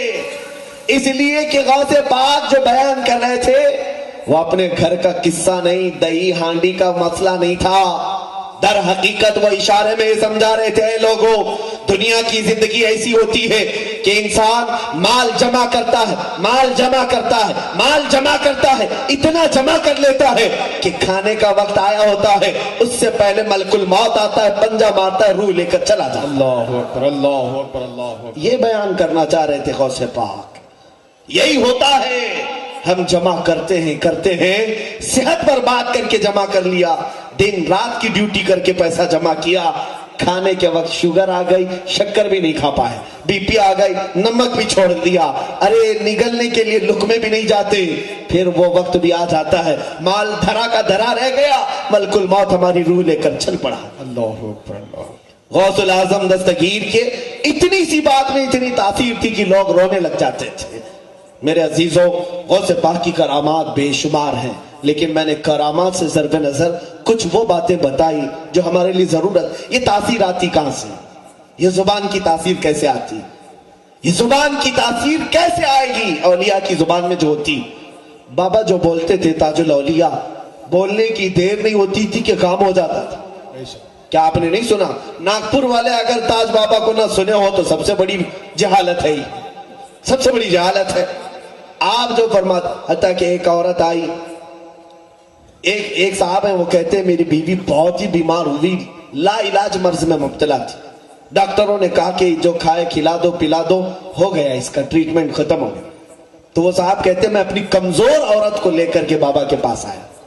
بابا نے دیکھا اور ان کی جو زبان ہوتی ہے, ہو جی, آپ نے فرمایا ابھی نہیں مرتے, ٹھنڈے کھاتے, ٹھنڈے پیتے اور جیتے. واہ واہ واہ واہ, سبحان اللہ. اتنا فرمایا. وہ صاحب کہتے ہیں میں دیکھا میری بیوی بالکل صحت مند ہے اور اٹھی, کئی سال جی. بے شک آپ کی زبان سے ابھی نکلا, سارے اطباء نے کہا لا علاج ہے, اور اس کلندر کی زبان سے نکلا سارا علاج ہوا. واہ. زبان کی تاثیر آتی کیسے؟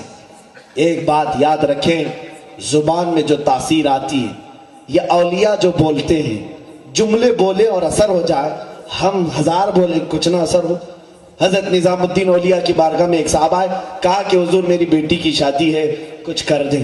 کہا جا کچھ پتھر ڈھیلا لے کے آ جا. کچھ ملے, وہ کہتے ہیں میں 3 ڈھیلے لے کے آیا, 1 ڈھیلا 2 ڈھیلے 3 ڈھیلے جو بھی لے آئے. محبوب الہی نظام الدین اولیاء نے 3 بار قل واللہ پڑھا, اس پر دم کر دی, لے جا تیری بیٹی کی شادی کر, اور بھی ایسے جی. کہا میں ڈھیلے لیا تو دیکھا وہ سونا بنے ہوئے تھے. सोने के थे, बेचा तो इतना माल आया कि बड़ी शादी भी रचाई, घर भी खरीदा। लेकिन वो साहब कहते हैं नुस्खा तो मिल गया था, सामने देखा था 3 बार कुल वल्लाह तो पढ़ना है, घर में जाकर बहुत सारे ढेले जमा कर लिया और रात भर बैठ करके कुल वल्लाह कुल वल्लाह कुल वल्लाह पढ़ता रहा। 1000 बार हो गया, बार बार आंख खोल के देखे तो ढेला ही है। दूसरे दिन आया, कंफ्यूजन तो नहीं हो गया, सुनने में मुझे गलती तो नहीं हुई? पूछा बाबा महबूब इलाही से, मैं आया था आपके पास एक बार, आपने ढेले पर क्या पढ़ा था? कहा कुल वल्लाह पढ़ा था। कहा कितनी बार पढ़ा था आपने? कहा 3 बार। अजीब बात है, मैं 1000 बार पढ़ा, ढेला कुछ भी नहीं बदल रहा। महबूब इलाही ने फरमाया मत, तेरी जुबान और है मेरी जुबान और, तेरी जुबान अलग है मेरी जुबान अलग है। उसको एक मैं अकली मिसाल से अगर समझा दूं, अकल की आने वाली मिसाल, आप देखें बंदूक की गोली मुश्किल से 50 ग्राम की होती है, 100 ग्राम की समझ लें। देखा होगा या नहीं देखा होगा पता नहीं आपने, पीतल की हो तांबे की हो जिसकी भी हो, वो बंदूक की गोली 50 ग्राम की 100 ग्राम की लो हाथ में आप उठा करके देख ले, और वो हाथ में लेकर किसी को मारो, मर जाएगा आदमी? ज्यादा से ज्यादा थोड़ी चोट लगेगी, इतना ही होगा ना। लेकिन उसी गोली को बंदूक में रख के मारो, फिर तो वो जान से हाथ धो बैठेगा। तो मेरे हाथ की क्या गलती थी? बात यही की है कि बंदूक में वो कमाल है कि बारूद को वो आग बना डालती है, मेरे हाथ में वो चीज नहीं। इसी तरह हमारी जुबानें और हैं जो जुमले बोलती हैं, और उनकी जुबानों से जो जुमले निकलते हैं, कभी वो सोना बनाते कभी चांदी बनाते। जिंदाबाद जिंदाबाद। इसीलिए वो पत्थरों को भी देखा उन्होंने तो गौहरे नायाब बनाया, जाहिलों को देखा तो आलिम बाअमल बनाया, दुर्वेश फकीर को देखा तो अमीर गनी बनाया, और फिर किसी आम को देखा तो विलायत के मकाम को भी पहुंचाया। अजीजा ने गिरामी, गौसुल आजम दस्तगीर रज़ियल्लाहु ताला अन्हु की ये जुबान की तासीर, औलिया की जुबान की तासीर, मैं ये कह रहा था कैसे आती है। मेरे आका सल्लल्लाहु अलैहि वसल्लम ने फरमाया है कि 2 चीजें तुम पाबंदी कर लो, तुम्हारी हर दुआ कबूल हो जाए। 2 चीजें, ये एक सहाबी को हुजूर ने तालीम दी। उन्होंने पूछा या रसूल अल्लाह कौन सी चीज आप बता दें? फरमाया मेरे आका ने, हलाल खाओ और सच बोलो, हलाल खाओ सच बोलो। 2 चीजें तुम पाबंदी कर लो, फिर देखो तुम्हारी जुबान में तासीर कितनी आती है। जिस जुबान से हराम लुकमा चला गया हो, जुबान की तासीर खत्म। जिस जुबान पर झूठ, गाली गलौज, चुगली, गीबत, उसकी तासीर कहां से आएगी? या औलिया कामिलीन है जो अपने होश और हवास से लेकर अपने आखिर उम्र तक हराम लुकमा तो दूर की बात है, शुबा वाली चीज से भी बचते थे, शुबा वाली चीज से भी। और इनकी जुबानों से झूठ तो दरकिनार है, ये मजाक भी किसी के साथ नहीं करते बेशक। अजीजान गिरामी, इसलिए जुबान की वो तासीर थी कि गुफ्ते खुदाबुअत, क्या उनका कहना अल्लाह का कहना हो जाता है। ये तमाम औलिया कामिली जो इस सरजमीन पर आए, खुद सुल्तानुल औलिया गौसुल आजम दस्तगीर रज़ियल्लाहु ताला अन्हु और ताजुद्दीन बाबा रहमतुल्लाह ताला अलैह की सीरत पर बहुत कुछ आपने, हज़रत अहमद अब्दाल शाह साहब और दीगर उलमा से आपने समाअत कर ही लिया। मेरा छोटा मुंह, मैं क्या बड़ी बात करूं, मैं तो यहाँ भीख लेने के लिए आया हूं और उन्होंने मुझे अपने दरबार में बिठा करके बुलवाया, यही बड़ी बात है। ताजुल औलिया रहमतुल्लाह ताला अलैह, एक करामत आपको मैं और बता दूं, कॉमन गौसे पाक की और ताजुल औलिया दोनों की। अल्लाह ने अपने औलिया को एक खासियत और अता की, सुन लीजिए। इन औलिया को एक करामत ये मिलती है जिसको कहते तയ്ये ज़मान तയ്ये मकान, यानी अल्लाह रब्बुल इज्जत जमीन को इनके लिए घेर देता है और वक्त को लपेट कर दे देता है। जो 100 साल में हो सकता है वो इनके यहां मिनट में हो सकता है, और जो 1000 किलोमीटर दूर है ये इनके यहां एक कदम में तय हो सकता है। ये औलिया की खास करामत है। गौसे पाक की भी सेम है, ताजुल औलिया की भी ऐसी है। यह अक्स गौसुल आजम है, बेशक गौसे पाक के अक्स है। देखना आप करामात को मिला करके खास। गौसे पाक रज़ियल्लाहु ताला अन्हु दरिया दजला के पास गए हैं, एक बूढ़ी औरत को रोते हुए देखा, पूछा क्या बात है? कहा मेरी तो आदत है रोज आती हूँ रोती हूँ। क्यों? کہا 12 سال پہلے میرا بیٹا دولہا بن کر کے آ رہا تھا، برات تھی، کشتی ڈوب گئی، سارے اندر چلے گئے اور اسی کے غم میں اب تک روتی بیٹھی ہوں۔ آپ کو ترس آ گیا، آپ نے دریائے دجلہ پر انگلی ماری، ہاتھ مارا، کہا اے دجلہ تیرے اندر جو امانت باقی ہے باہر کر۔ دیکھا بھونچال آیا اور کشتی باہر آئی، سارے باراتی زندہ آئے، زندہ باد زندہ باد۔ سارے آئے، دولہا بھی آیا۔ یہ کرامت ہے۔ آپ مجھے بتاؤ 12 سال تک کیا پانی میں کوئی زندہ رہ سکتا ہے؟ 12 سال تک وہ لوگ کہاں تھے، کیا کر رہے تھے، کیا کھا رہے تھے؟ یہ عقل میں نہیں آنے والی بات ہے، اور جو عقل میں نہ آئے اسی کو کرامت کہتے ہیں۔ کیا کہنا، بے شک سب چیزیں عقل سے مت پرکھنا، نہیں تو شیطان بن جائے گی۔ یہ غوث العظم دستگیر نے 12 سال کے بعد پلٹایا۔ یہ دنیا کے لیے 12 سال ہیں، ہمارے لیے 12 سال ہے، لیکن ان کشتی والوں کے لیے 1 منٹ بھی نہیں۔ یہ اولیاء کی زندگی ہے، کسی کے لیے وقت کو یہ طویل کر کے دکھائیں اور کسی کے لیے وقت کو گھیر کر دیتے۔ اسی طرح غوث پاک کی بارگاہ میں ایک صاحب آئے، وہ منکر تھے بہت سارے۔ سنیے، اولیاء نبی کے پرتو ہوتے ہیں کہ نہیں؟ انبیاء کے معجزات کو اپنی کرامات سے دکھاتے ہیں۔ غوث پاک رضی اللہ تعالیٰ عنہ بیان کر رہے تھے نبی کونین صلی اللہ علیہ وسلم کے معراج کا واقعہ، معراج بیان کرے۔ میرے آقا بستر پر سوئے تھے، جبرائیل آئے، اٹھائے، لے گئے، حرم میں لے گئے، وہاں سے مسجد اقصیٰ گئے، مسجد اقصیٰ سے پہلے آسمان، دوسرا، تیسرا، چوتھا، پانچواں، چھٹا، ساتواں، عرش دیکھا، کرسی دیکھا، لوح دیکھا، قلم دیکھا، رب سے ملاقات کی، جنت، دوزخ۔ اس کے بعد واپس آئے، ابھی بستر گرم تھا، منٹ بھی نہیں گزرا ہوگا نا، مجھے بیان کرنے میں پتہ نہیں کتنا ٹائم لگ جائے گا معراج کا واقعہ، لیکن حضور کو صبر کرنے میں بھی وقت نہیں لگا۔ یہ سارے علماء سے آپ سنتے ہیں۔ اب مجھے بتائیے، اس کو پھر میں کبھی معراج کے واقعے پر سنا دوں یا سن لینا، لیکن اب غوث پاک بیان کر رہے ہیں۔ مجلس میں کچھ تو ہوتے ہیں جو سر پھرے ہوتے ہیں اور یہ کہتے ہیں یہ تو ان لوگوں کی بکواس ہے، یہ افواہ ہے، بڑا چڑھا کر کے بول دیتے ہیں۔ وہ مجمع میں بیٹھا تھا ایک صاحب اور وہ اٹھ کر کے چلا گیا۔ یہ مولانا لوگوں کی باتیں ہیں، اتنا لمبا سفر اتنے چھوٹے وقت میں ہو کیسے سکتا ہے کہ نبی یہاں سے گئے، مسجد اقصیٰ کتنی دور ہے، آسمانوں کا سفر کیے، یہ کہہ رہے بستر بھی گرم تھا، رات بھی ختم نہیں ہوئی تھی، واپس آ گئے، ایسا کیسے ہو سکتا ہے؟ اٹھ کر کے مجلس چھوڑ کے چلے گھر آئے، گھر آ کر کے بیوی سے کہا کیا بنا رہی ہوں؟ کہا کچھ لے کر کے آئے آپ، بنا دیتا ہوں۔ مچھلی لایا اور دے دیا۔ سنا ہم نے کہ وہ صاحب گئے نہانے کے لیے، دریا میں غوطہ لگایا، ڈوب گئے، چلے گئے۔ کافی دیر کے بعد دوسری طرف نمودار ہوئے تو اپنی شکل دیکھ رہے، خوبصورت عورت بن گیا، عورت بن گیا۔ یہاں تک کہ اس طرف سے کسی ایک امیر زادے کا گزر ہو رہا تھا، وہ عاشق ہو گیا، لے لیا، اٹھا لیا، لے جا کر کے شادی رچا لیا، گھر میں رہ بھی لیا، بچہ بھی ہو گیا۔ اور وہ کہتے ہیں 1 2 نہیں کئی بچے ہو گئے۔ زمانہ بیت گیا، تقریباً 13 بچوں کا ذکر کر رہے ہیں۔ ایک زمانہ آیا، اس کو تو معلوم ہے میں کیا تھا اور کیا بنا ہوں، دوسروں کو معلوم ہو یا نہ ہو۔ نہانے کے لیے آیا، پھر غوطہ لگایا، ڈوب گیا۔ پھر ادھر دوسری طرف نکلا تو دیکھا میں صحیح سلامت آدمی، کچھ بھی نہیں۔ توبہ کیا کہ بڑی مصیبت ٹل گئی، پتہ نہیں میرے ساتھ کیا کیا ہو گیا ہے۔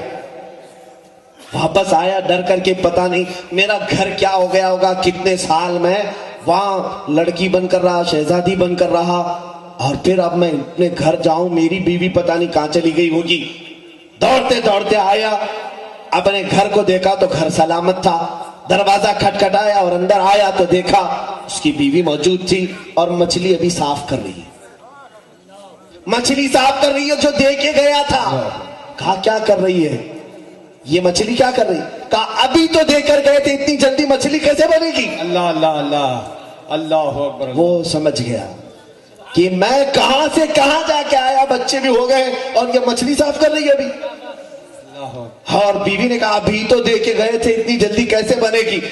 دوڑتا ہوا گیا غوث پاک کے مجمع میں، دیکھا تو ابھی غوث پاک کا خطبہ چل ہی رہا تھا۔ اللہ اکبر اللہ اکبر۔ غوث پاک ابھی معراج کا واقعہ بیان کر ہی رہے تھے، جلدی سے مجمع میں بیٹھ گیا۔ جو منکر ہو کر کے اٹھا تھا مجلس سے کہ اتنا لمبا واقعہ کیسے ہو سکتا ہے، اتنا سب دیکھ کر کے آیا غوث پاک کے مجمع میں، ابھی خطاب چل ہی رہا ہے، مجمع میں بیٹھ گیا، غوث پاک نے اشاروں سے دیکھا اور فرمایا اب نبی کا معجزہ سمجھ میں آ گیا۔ واہ واہ واہ، زندہ باد زندہ یہ اولیاء ہیں جو اپنی کرامات سے سمجھا دیتے ہیں۔ اسی طرح کی باتیں ہم نے تاج الاولیاء کی بھی پڑھی۔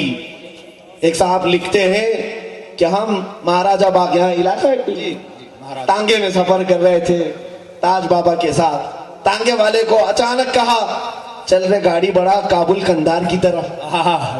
کابل کندھار کہاں ہے؟ افغانستان میں۔ کہاں گاڑی بڑھا؟ کابل کندھار کی طرف۔ صاحب کہتے ہیں اچانک میں دیکھا گاڑی بڑھتی بڑھتی آئی، افغان میں ہم پہنچے، کابل کندھار میں چل رہے ہیں۔ بابا ایک جگہ گاڑی رکائے اور ایک گھر کے سامنے رکائے، 3 لوگ اندر سے آئے، تینوں سے آپ نے بات کیا، اور کون سی زبان میں بات کیا یہ صاحب کہتے مجھے کچھ سمجھ میں نہیں آیا، گاڑی سے ہی بات کیا، انہیں کچھ سمجھایا، اور پھر تانگے والے کو کہا چل رہے پھر ناگپور کی طرف۔ اللہ واہ واہ واہ، سبحان اللہ۔ واپس نکلے تو وہ صاحب فرماتے میں دیکھ رہا ہوں کہ پھر یہاں تاج آباد میں ہے، پھر یہاں مہاراجہ باغ کے پاس ہے۔ اس واقعے کو کہتے ہیں تانگا گیا بھی آیا بھی، بات چیت بھی ہوئی، منٹ بھی نہیں گزرا تھا، منٹ بھی نہیں گزرا تھا۔ یہ ہے طی زمان اور طی مکان کی کرامات، بے شک، کہ اللہ ان کے لیے زمین کو گھیر دیتا ہے، وقت کو لپیٹ دیتا ہے۔ ایک دو نہیں میرے عزیزوں، بے شمار کرامت ہے۔ حقیقی بات اگر میں بتاؤں، الحمدللہ کافی اولیاء، کافی سلاسل کو میں نے پڑھا ہندوستان کے مشائخ اور اولیاء میں، سرکار غریب نواز کی کرامات اور کچھ مشائخ چشت کی کرامات کے بعد سب سے زیادہ کرامات اگر میں نے کسی کی پڑھی ہے تو تاج الاولیاء کی۔ سبحان اللہ۔ حضور تاج الاولیاء رحمت اللہ تعالیٰ علیہ مجذوب تھے، لیکن ایک دن میں نہ جانے کتنی کرامات کا ظہور کرتے تھے، بے شک، ایک دن میں کتنی کرامات کا ظہور کرتے تھے۔ بلکہ ایک صاحب وہ فرماتے ہیں کہ میں پولیس میں نوکری کرتا تھا، اور نوکری کرتے کرتے میں ہانگ کانگ چلا گیا، پھر آسٹریلیا یا امریکہ چلا گیا، میرے ساتھ یہاں کا ایک نوجوان بھی تھا، جنگیں ہوئی، واپس آیا، واپس میں آ گیا، وہ نوجوان نہیں آیا، تو اس نوجوان کی ماں کو جب پتا چلا کہ یہ صاحب آئے ہیں تو وہ روتی ہوئی بابا کے پاس آئی، قدم پکڑ لیا، کہا کہ بابا میرا بیٹا نہیں آیا، انگریزوں کی فوج میں تھا یا پولیس ڈیوٹی پر تھا، گیا تھا ہانگ کانگ یا پھر امریکہ وغیرہ لندن گیا ہوں، آیا نہیں، واپس نہیں آیا۔ حضرت تاج بابا رحمت اللہ تعالیٰ علیہ سے وہ کہنے لگی جب تک میرا بیٹا دو گے نہیں میں یہاں سے جاؤں گی، جب تک نہیں لوٹاؤ گے میں نہیں جاؤں گی۔ مجھے لگتا ہے شہر ناگپور والے یہ ادا اگر بھول گئے ہو تو واپس پکڑ لو، حاجت آ جائے چادر پکڑ کر بیٹھ جاؤ، جب تک یہ نہ ہو جائے اٹھوں گا نہیں۔ بے شک، دیکھنا آج بھی وہ کرامات زندہ ہیں۔ بے شک، بے شک۔ وہ خاتون بیٹھی، اس کے بعد روتی رہی، تاج بابا رحمت اللہ تعالیٰ علیہ فرماتے اے دیوانی اٹھ، وہ نیم کے درخت کے ساتھ سامنے جا، دیکھ کون سویا ہے۔ وہ عورت آتی ہے، دیکھا وہ نیم کے درخت کے نیچے اس کا جوان بیٹا سویا ہوا، جو غائب کہاں سے امریکہ سے واپس نہیں آیا تھا۔ اس کو اٹھایا، چمٹایا، گلے سے لگایا، پوچھا تو کہاں تھا میرے عزیز، میرے لال، اتنے دن غائب ہو گیا۔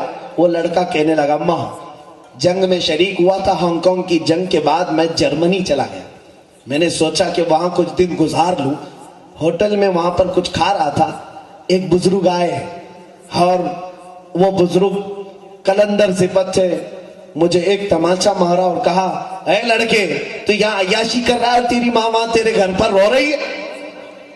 میں ڈر گیا، یہ بابا یہاں جرمنی میں کہاں سے آئے، کون بابا ہے؟ تو میں نے کہا کہ میری ماں رو رہی ہے، میں کیسے جاؤں، ابھی اتنی جلدی کیسے جا سکتا ہوں؟ تو انہوں نے میرے پیٹھ پر مارا تو میری آنکھ بند ہو گئی اور مجھے غشی آ گئی۔ اب میں اٹھاؤں تو دیکھ رہا ہوں یہ درخت ہے اور تم میرے سامنے کھڑی ہو۔ وہ خاتون کہتی ہے چل میں تجھے دکھاؤں کون بابا جرمنی میں آیا تھا۔ ہاتھ پکڑ کر کے لائی تاج بابا رحمت اللہ علیہ کے دربار میں، وہ لڑکا چیخ پڑا ہاں یہی تو وہاں پر آئے تھے، وہاں سے لائے۔ یہ اولیاء ہے پل بھر میں، اسی لیے میں نے کہا جہاں میں اہل ایمان مثل خورشید جیتے ہیں، ادھر ڈوبے ادھر نکلے، ادھر ڈوبے ادھر نکلے، ان کی صفات ہے میرے عزیزوں۔ اولیاء کاملین کی ان زندگیوں کے بعد ایک میسج میں آپ دینا چاہوں گا، وقت شاید کافی ہو گیا ہے، میں سمیٹ کر کے سلطان الاولیاء غوث العظم دستگیر رضی اللہ تعالیٰ عنہ اور تاج الاولیاء کے ان فیوز سے برکتیں حاصل کرتے ہوئے، اے حاضرین بزم، علماء، ہم سب آج کی ہماری ذمہ داری یہ ہے کہ ان کی شان میں اللہ نے ایک جملہ فرمایا قرآن، لا خوف علیہم ولا هم يحزنون۔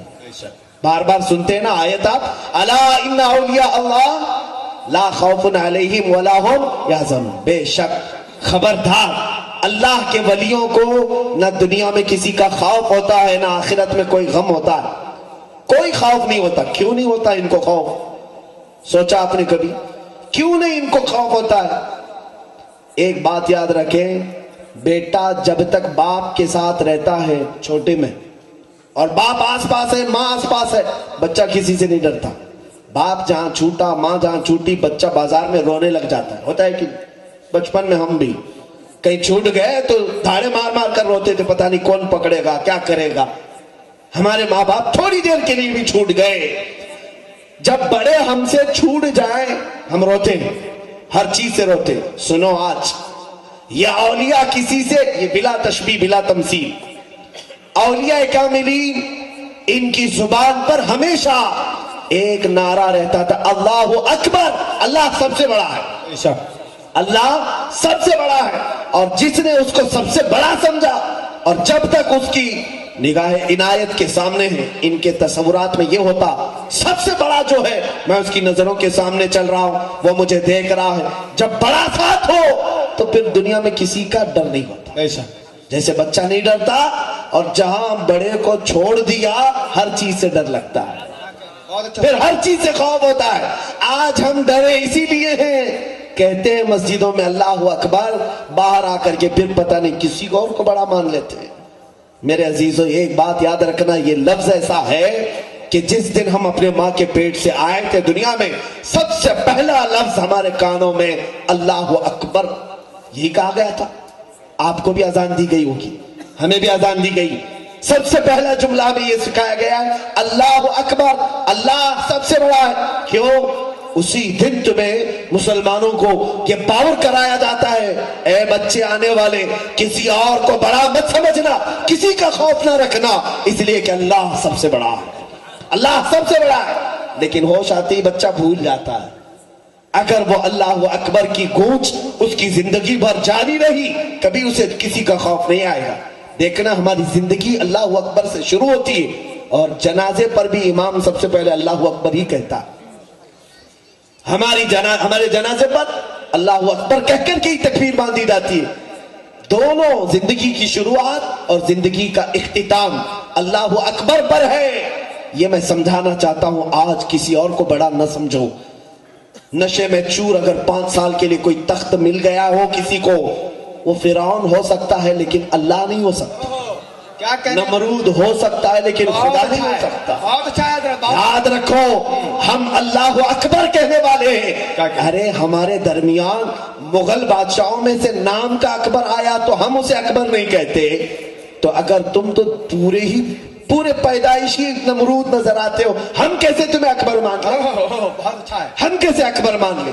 ایک بات یاد رکھیں، مسلمان پیدائش سے لے کر موت تک اللہ کو اکبر کہتا ہے، اکبر۔ اور اتنا ہی نہیں، بچے کو کیوں یہ اذان سنائی گئی تھی؟ بتایا آپ کو کیوں؟ جب پیدا ہوئے تھے آپ، کیوں اذان سنائی گئی تھی؟ اس لیے کہ اے بچے ابھی سے عادت ڈال لے، ہر دن تجھے 5 بار یہ پکارا جائے گا، 5 بار اذانوں میں مؤذن پکارے گا، تاکہ تجھے اس آواز سے وحشت نہ ہو، تجھے لگے کہ یہ تو وہی آواز ہے جو پہلے دن میں نے سنا تھا۔ سبحان اللہ، بے شک یہ تو وہی آواز ہے۔ میں ان لوگوں سے کہتا ہوں جو اذانیں سن کر کے بھی غافل ہیں، اے نادانو تم اپنی پیدائشی آواز کو سن کر غافل ہو۔ پیدائشی آواز ہے تمہاری، یہ جس دن پیدا ہوئے تھے اس دن کی آواز ہے۔ اس اذان کا احترام کرو، جیسے پکارا جائے یہ سوچو میرے مولا نے مجھے بلایا، جلدی جانا ہے۔ جہاں بیوی بلاتی ہے تو دکان بند کر کے جاتے ہو، کوئی سیٹھ بلائے تو کام چھوڑ کے بھاگتے ہو، جب رب بلائے تو تم نہیں جا سکتے، رب بلائے تو نہیں جا سکتے۔ عزیزان گرامی، آج عمل کی بنیاد پر یہ میں بات ضرور کروں گا، یہ جتنا خوف اور ڈر ہمارے دلوں میں آ رہا ہے، امام غزالی لکھتے ہیں کہ دو خوف ایک دل میں نہیں آ سکتے، دو خوف ایک دل میں جمع نہیں ہو سکتے. یا تو تمہارے دل میں اللہ کا خوف آئے گا تو دنیا کا خوف نہیں آئے گا، اور اگر دنیا کا خوف ہے تو اللہ کا خوف نہیں آئے گا. اللہ سے نہیں ڈرو گے، پھر دنیا کا خوف اگر ہے تو اللہ کا خوف نہیں آئے گا. پتہ نہیں یہ کیا کر لے گا، وہ کیا کر لے گا، وہ مارے گا، یہ مارے گا، یہ سارے خوف رہیں گے، اللہ کا خوف نہیں آئے گا. اور جس کے سینے میں اللہ کا خوف ہو وہ تاج الاولیاء ہے، وہ غوث الورا ہے. وقت کے سلاطین کو بھی وہ ٹھوکروں پر رکھتے تھے، کچھ نہیں بگاڑ سکے ان کا. حکومتیں آئی گئی، سب بدلتی رہی. بلکہ ایک روایت تو میں نے یہ بھی پڑھا ہے، امریکہ کی سرزمین پر کوئی ایک صاحب تھے، وہ بابا کے بڑے عاشق تھے، آپ کی تصویر اپنے گھر میں لگائے ہوئے تھے. وہاں کام کرنے والا ایک دن کام کرتے ہوئے ڈر کے بھاگا. کام کرتے کرتے مالک نے بلا کر کے پوچھا کیا ہوا؟ کہا کچرا جھاڑ رہا تھا، وہ تصویر بات کر رہی ہے، وہ تصویر بات کر رہی ہے. تو وہ گھبرا گئے. وہ بابا کے جو مرید تھے وہ سمجھ گئے کہ ہاں وہ بات کیوں نہیں کرے گی، وہ قیامت تک بات کرے گی، قیامت تک بات کرے گی.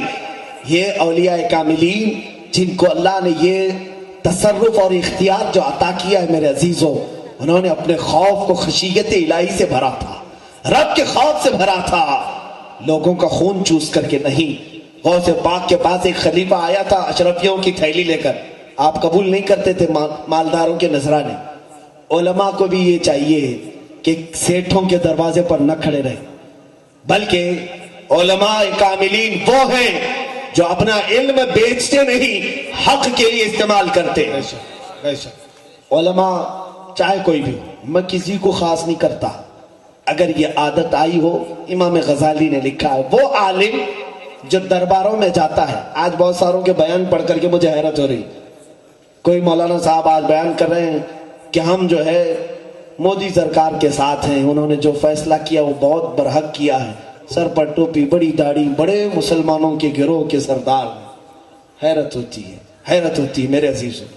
یہاں ہندوستان کی سڑکیں جل رہی ہیں اور یہ اخبار میں بیٹھ کر کے صاحب مسخرہ بازی کر رہے ہیں. سنو، انہی مولانا لوگوں کے لیے امام غزالی نے لکھا ہے جو درباری مولوی ہوتا ہے اور اپنا علم لے کر جاتا ہے ان کو خوش کرنے کے لیے کہ میں کچھ مسئلے بیان کروں گا تو کچھ مجھے نذرانہ دیں گے، امام غزالی لکھتے ہیں یہ عالم اس مکھی سے زیادہ غلیظ ہے جو پخانے پہ بیٹھتی ہے، اس مکھی سے زیادہ غلیظ ہے. اور پھر ایک صاحب تصوف نے فرمایا وہ عالم جسم بیچنے والی طواویس سے زیادہ ذلیل ہے، کیونکہ وہ تو صرف اپنے جسم کا دھندا کر رہی ہے اور یہ پورا دین بیچ رہا ہے، یہ پورا دین بیچ رہا ہے. ضرورت اس بات کی. یا اولیاء کاملین سے سیکھو. غوث پاک کے پاس سلطان وقت آیا تھا اشرفیوں کی تھیلی لے کر، آپ نے منع کیا لے جاؤ، واپس لے جاؤ. وہ ضد کرنے لگا میں وقت کا خلیفہ ہوں، آپ قبول کریں. غوث پاک نے اس کی اشرفیوں کی تھیلی لی اور لے کر کے نچوڑنا شروع کیا. وہ بنو عباس کا خلیفہ تھا، نچوڑنا شروع کیا تو اس تھیلی سے خون کے قطرے ٹپکنا شروع ہو گئے، خون بہنے لگا. وہ سامنے خلیفہ تھر تھر کانپنے لگا. کہا میں تو اشرفیاں سونے کے سکے لے کر آیا تھا، یہ خون کیسے؟ غوث العظم دستگیر نے فرمایا یہ سب غریبوں کا چوسا ہوا مال ہے. ابھی اگر مجھے رسول پاک کی نسبت کا خیال نہ ہوتا تو اتنا نچوڑتا کہ یہاں سے خون تیرے دربار تک پہنچا. لے جاؤ واپس. یا اولیاء کاملین ہیں جو وقت کے سلاطین کے پیسوں پر اپنی کرسی نہیں بٹھاتے تھے، جنہوں نے دنیا کو ٹھوکر ماری. آج بھی دنیا ان کے قدموں پہ پڑی، بے شک آج بھی دنیا پڑی ہے. اور جو دنیا کے پیچھے بھاگا دنیا اس سے اتنا دور بھاگتی ہے. یہ ایک سائے کی طرح ہے. پرچھائیوں کو کبھی پکڑ پاتے ہو؟ جتنا پکڑنے جاؤ گے اتنا آگے جائے گی. اس کی ایک ہی حل ہے، اسے چھوڑ دو، چلتے رہو، خود پیچھے چلتی ہے. پرچھائیاں پیچھے چلتی ہے کہ نہیں؟ یا اولیاء کاملین یہی کرتے، یہ پرچھائیاں پکڑنے نہیں جاتے، ٹھوکر مارتے اور وہ ان کے پیچھے چلتی. یہ کئی مثالیں ہیں میرے عزیزان گرامی. دنیا کی یہ شہوت پرستی جو آج ہمارے اندر ہے، میرے آقا صلی اللہ تعالیٰ علیہ وسلم کی ایک حدیث بیان کر میں گفتگو کو سمیٹتا ہوں. کیا آج ہمارے حالات ایسے نہیں ہیں؟ حضور پاک صلی اللہ تعالیٰ علیہ وسلم کے پاس ایک بار شہد کا پیالہ پیش کیا گیا. آپ شہد کو اپنے منہ سے لگا ہی رہے تھے کہ اچانک فرماتے ہیں کہ ہاتھوں سے کچھ چیز کو دھکا دینے لگے، پھر رکھا، پھر اٹھایا، ہاتھوں سے کوئی چیز ہٹائی، تیسری بار اٹھایا اور پیا نہیں، رونے لگ گئے۔ میرے آقا کی آنکھوں سے آنسو آ گئے۔ صحابہ نے پوچھا کہ حضور کیا چیز تھی؟ آپ کے پاس تو مکھی نہیں آتی، آپ کس چیز کو ہٹا رہے تھے؟ میرے آقا فرماتے ہیں جب میں شہد پینے کے قریب تھا، دنیا میرے پاس پوری دولت لے کر آئی، کہا کہ حضور مجھ قبول کر لے۔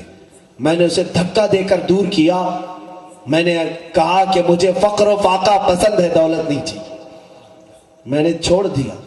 دوسری بار دنیا اپنے حسین ترین تمام حسیناؤں کو لے کر کے آئی، کہا آقا میرے حسن کو لے لے، ایک سے ایک حسن و جمال کی عورتیں آپ کے پاس رکھ دوں گی۔ حضور فرماتے میں نے حسن و جمال کو بھی دھکا دے دیا، نہ تیرے دولت و مال کی ضرورت ہے، نہ تیرے حسن و جمال کی ضرورت ہے۔ تیسری مرتبہ دنیا میرے پاس آئی اور اس نے کہا یا رسول اللہ، آج آپ نے میری دولت و مال کو بھی ٹھکرایا، آج آپ نے میرے حسن و جمال کو بھی دھتکار دیا، لیکن آپ کے بعد آپ کی امت ایسا نہیں کر سکے گی۔ آپ کی امت میرے دولت و مال اور حسن و جمال میں مصروف ہو جائے گی اور آپ کو فراموش کر بیٹھے گی۔ رسول کریم صلی اللہ تعالیٰ علیہ وسلم کی آنکھوں سے آنسو آ گئے۔ وہ آقا اپنی امت کے بچھڑنے کے غم میں روتے تھے۔ کیا آج حالات ایسے نہیں کہ ہم دولت و مال کے پیچھے میرے نبی کی تعلیمات بھول کر بیٹھے؟ کہ حسن و جمال طلب کرنا ہر نوجوان سمجھتا ہے کسی ایک عورت کو حاصل کر لینا، کسی ایک لڑکی کو محبوبہ بنا لینا، معشوقہ بنا لینا، نوجوان سمجھتا ہے زندگی کی معراج ہے میری۔ ارے اللہ نے تو تجھے پیدا کیا ہے، شادی بھی ہونی ہے۔ یہ جو اتاولے پن ہیں نوجوانوں کے، کل زندگی تمہاری ایک لڑکی حاصل کرنے کے لیے؟ تم پیدا کس لیے کیے گئے ہو؟ تم رسول پاک کی امانت ہو، امت خیر ہو۔ قیامت کے دن تمہارا سر ساری امتوں میں بلند ہوگا۔ رب نے تمہارے مقامات کہاں بلند کیے جانتے؟ جو نبی اس امت میں پیدا ہونے کی دعا کرتے تھے، ہم کو اللہ نے بغیر مانگے اس امت میں پیدا کیا ہے۔ حیثیت کیوں نہیں سمجھتا آج کا بچہ، آج کا جوان کیوں نہیں سمجھتا؟ ایک بات یاد رکھیں، آج تمہیں جینا ہے، کسی کے بھی طریقے پر جی لو۔ میں تقریر نہیں کر رہا ہوں میرے عزیزو، دل پر جو اترتی ہے وہ بات کرتا ہوں۔ ہمارے نوجوان 24 گھنٹے موبائل پر اپنی زندگی آج نہیں بتا رہے۔ کتنے تو نوجوان صرف پب جی میں مر گئے، ختم ہو گئے۔ یہ پب جی بھی، اس پر میں نے کہا کافی دن قبل ہی کہا تھا، یہودیوں کی بنائی ہوئی وہ چال ہے جو آخر میں ہونے والی جنگ کی طرف کا اشارہ ہے کہ ویپن اٹھاؤ اور ہر ایک کو قتل کرو، ہر ایک کو مارو۔ فسادی بنانے کا ایک گیم ہے، انہی گیموں میں تو ہمارے نوجوانوں کو برباد کر رکھا ہے۔ تمہارے ہاتھ میں برس گزر جاتا ہے، قرآن نہیں آتا، پورے عمریں بیت جاتی ہے، اللہ کا کلام نہیں آتا، لیکن ایک دوست کا میسج کی گھنٹی کیا بجی فوراً کھول دیتے ہو۔ تم نے کبھی سوچا کہ پورا قرآن میرے رب کا میسج ہے میرے لیے؟ اللہ نے میسج ہی تو اتارا ہے، سارے پیغامات ہی تو ہے قرآن۔ پڑھو تو کتنی شیرینی ہے۔ بار بار مولا فرماتا یا ایھا الذین آمنو، یا ایھا الذین آمنو، اے ایمان والو۔ کسے کہہ رہا ہے مولا؟ تم کو کہہ رہا ہے، ہمیں کہہ رہا ہے۔ وہ پکار کر کے میسج دے رہا ہے، ہم کھولنے کو تیار نہیں، لیکن کوئی دنیا دار ایک میسج بھیج دے، واٹس اپ اور فیس بک قضا نہیں ہونی چاہیے، گھنٹہ نہیں ہونی چاہیے، فوراً کھولو دیکھو۔ میرے عزیزو، کیا یہ انصاف ہے ہمارا قرآن کے ساتھ؟ کیا یہ انصاف ہے ہمارا اسلام کے ساتھ؟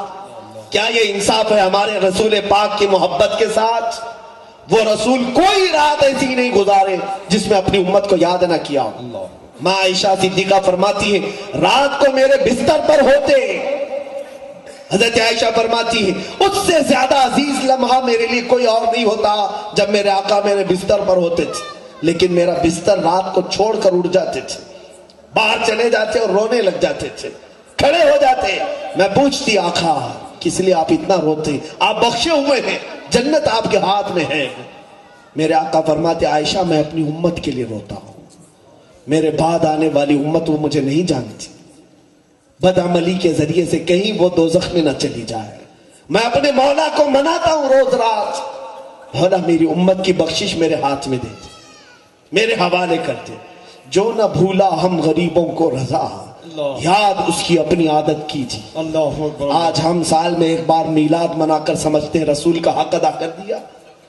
قسم خدا کی ہماری زندگی میں ہمارے پورے بال جھڑ جائے, اس نبی کے آنسو کا ایک قطرہ ہم سے ادا نہ ہو سکے گا. حق حق ہے. ہم نے سجدے چھوڑ دیے, آج ہم مسجدوں کو چھوڑ چکے ہیں, آج سینما تھیٹر آباد کرنے میں ہیں, اسٹیڈیم پر بھیڑ جمع ہے, نکڑ پر چوراہوں پر گھنٹوں بیت رہے ہیں, مسجد میں نماز سلام پھیرتے ہی واپس باہر نکل جاتے ہیں.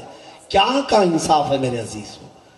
اگر اسی لیے کہا اقبال نے, ان کے جو ہم غلام تھے خلق کے پیشوا رہے, بے شک. ان کے جو ہم غلام تھے خلق کے پیشوا رہے, ان سے پھرے جہاں پھرا پھر آئی کمی وقار میں.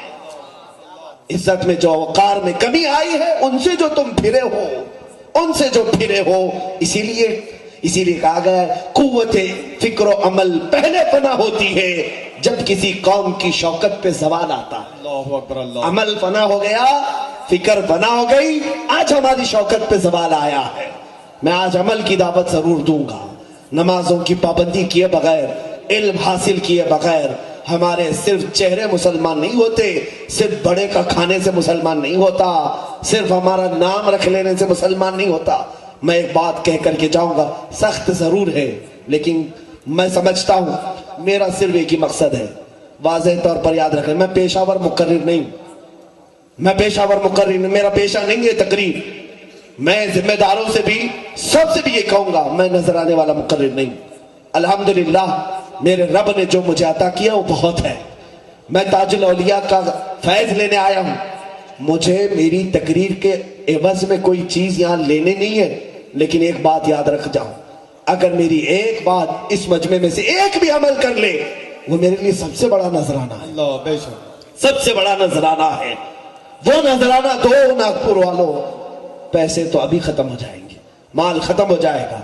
میرے آقا صلی اللہ علیہ وسلم کی سیرت طیبہ کو چھوڑ کر اگر کوئی یہاں جیتا ہے, سنو مسلمانوں, تمہیں آج ایکٹروں کے چہرے اچھے لگتے ہیں, فلمی ہیروؤں کے بال کے اسٹائل اچھے لگتے ہیں, ان کے کپڑوں کے اسٹائل تمہیں اچھے لگتے ہیں. ہمارے نوجوان ننگے ہو کر گھومنا پسند کر رہے ہیں, کپڑے پھاڑ کر, یہاں بالی پہنا, یہاں بنگڑیاں پہنا, یہی سب طور طریقے مسلمانوں کے ہیں. اب سنو, تم جس کے بھی طریقے پر عمل کرتے رہے, میرے آقا نے فرمایا من تشبہ بقوم فہو منہم, جو جس قوم کی مشابہت دنیا میں اختیار کرتا تھا قیامت کے دن وہ اسی کے ساتھ اٹھایا جائے گا, اسی کے ساتھ اٹھایا جائے گا. المرء مع من احب, آدمی دنیا میں جس سے محبت کرتا ہے اسی کے ساتھ اٹھایا جائے گا. اگر تم تاج الاولیاء سے محبت کرتے ہو فخر کرو, انہی کے ساتھ قیامت میں اٹھو گے. اور اگر کسی فلمی ہیرو کے فین ہو تم اسی پر مر جاؤ کہ اسی کے ساتھ اٹھو گے, جہاں وہ جائے گا وہیں تم بھی جاؤ گے. ایک بات یہ بھی یاد رکھو, جس دن ہمیں قبر میں لے جائے جائے, جس دن ہمارا لاشا یہاں سے اٹھے گا ضرور. تم ہزار چاہ لو لیکن اٹھے گا ضرور, مرنا سب کو ہے. آج نہ کل تمہاری آنکھیں بند ہوگی. آج تم مسجد نہیں آتے, کل لوگ کھینچ کر کے لائیں گے تمہیں, امام کے سامنے باندھ کر کے لائیں گے. ہوتا نہیں ہے, کفن باندھ کر کے, نیچے بھی رسی, اوپر بھی رسی, پیٹ پر بھی رسی, باندھ کر کے لا کر سب کے سامنے کھڑے ہو جائیں گے. اور اسی لیے عرب میں کہا جاتا ہے صلو قبل ان تصلو, اپنی نمازیں پوری کر لو, اس لیے کہ قوم تمہارے اوپر نماز پڑھ دے گی, دوسرے پڑھ دیں گے تمہاری نماز. خیر, جس دن جاؤ گے, جن دوستوں کے لیے تم رات بھر کٹوں پر بیٹھتے تھے, جن دوستوں کے لیے اپنے ماں باپ کو چھوڑ کر باہر نکل آتے تھے, جن دوستوں کے لیے بھائی بہنوں کو چھوڑ کر آتے تھے, یہی اٹھائے جنازہ تمہارا قبروں تک لاتے, خواہ اور رشتہ دار ہو یا عزیز و اقارب ہو. جس دن قبر کی تختیاں بند کر کے چلیں گے, تم نے کبھی یاد کیا اپنے ہاتھوں سے کسی کو دفنائے ہو کہ نہیں, قبرستان گئے ہو کہ نہیں؟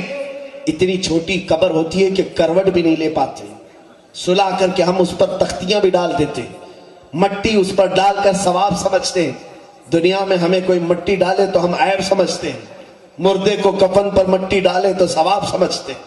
سارے مٹی ڈال کر کے جا رہے ہوتے ہیں, مردہ دیکھ رہا ہوتا ہے. حدیث پاک میں وہ پیروں کی آواز تک سنتا ہے, سارے لوگ جب جا رہے ہوتے ہیں اس کی گھبراہٹ بڑھ جاتی ہے، بے چینی بڑھ جاتی ہے. جہاں قبرستان سے سب نکلے، اب اس کی قبر اتنی اندھیری کہ اس کا ہاتھ بھی اسے نظر نہیں آئے. سخت تاریک قبر، اس وقت روشنی کا کوئی نام و نشان نہیں. اور حدیث پاک میں ہے کہ اس وقت دو فرشتے عینانی ازرقانی اسودانی، حضور فرماتے کالی اور نیلی آنکھوں والے فرشتے آئیں گے، وہ نکیر سوال کریں گے. لیکن اس وقت ایک واقعہ اور ہوتا ہے، حدیثوں میں بیان کیا گیا، جس بھی مومن کو قبر میں دفنایا جائے گا، مسلمان کو، اس کے سرانے کے پاس رسول کریم صلی اللہ علیہ وسلم تشریف لاتے ہیں، میرے آقا آتے ہیں. جب وہ آئیں گے تو قبر روشن تو ہونا ہی ہے. لیکن سنو، جب فرشتے پوچھیں گے تیرا رب کون ہے، تم جواب کیا دو گے؟ میرا رب اللہ ہے. پوچھیں گے تیرا دین کیا ہے، تم کہو گے میرا دین اسلام ہے.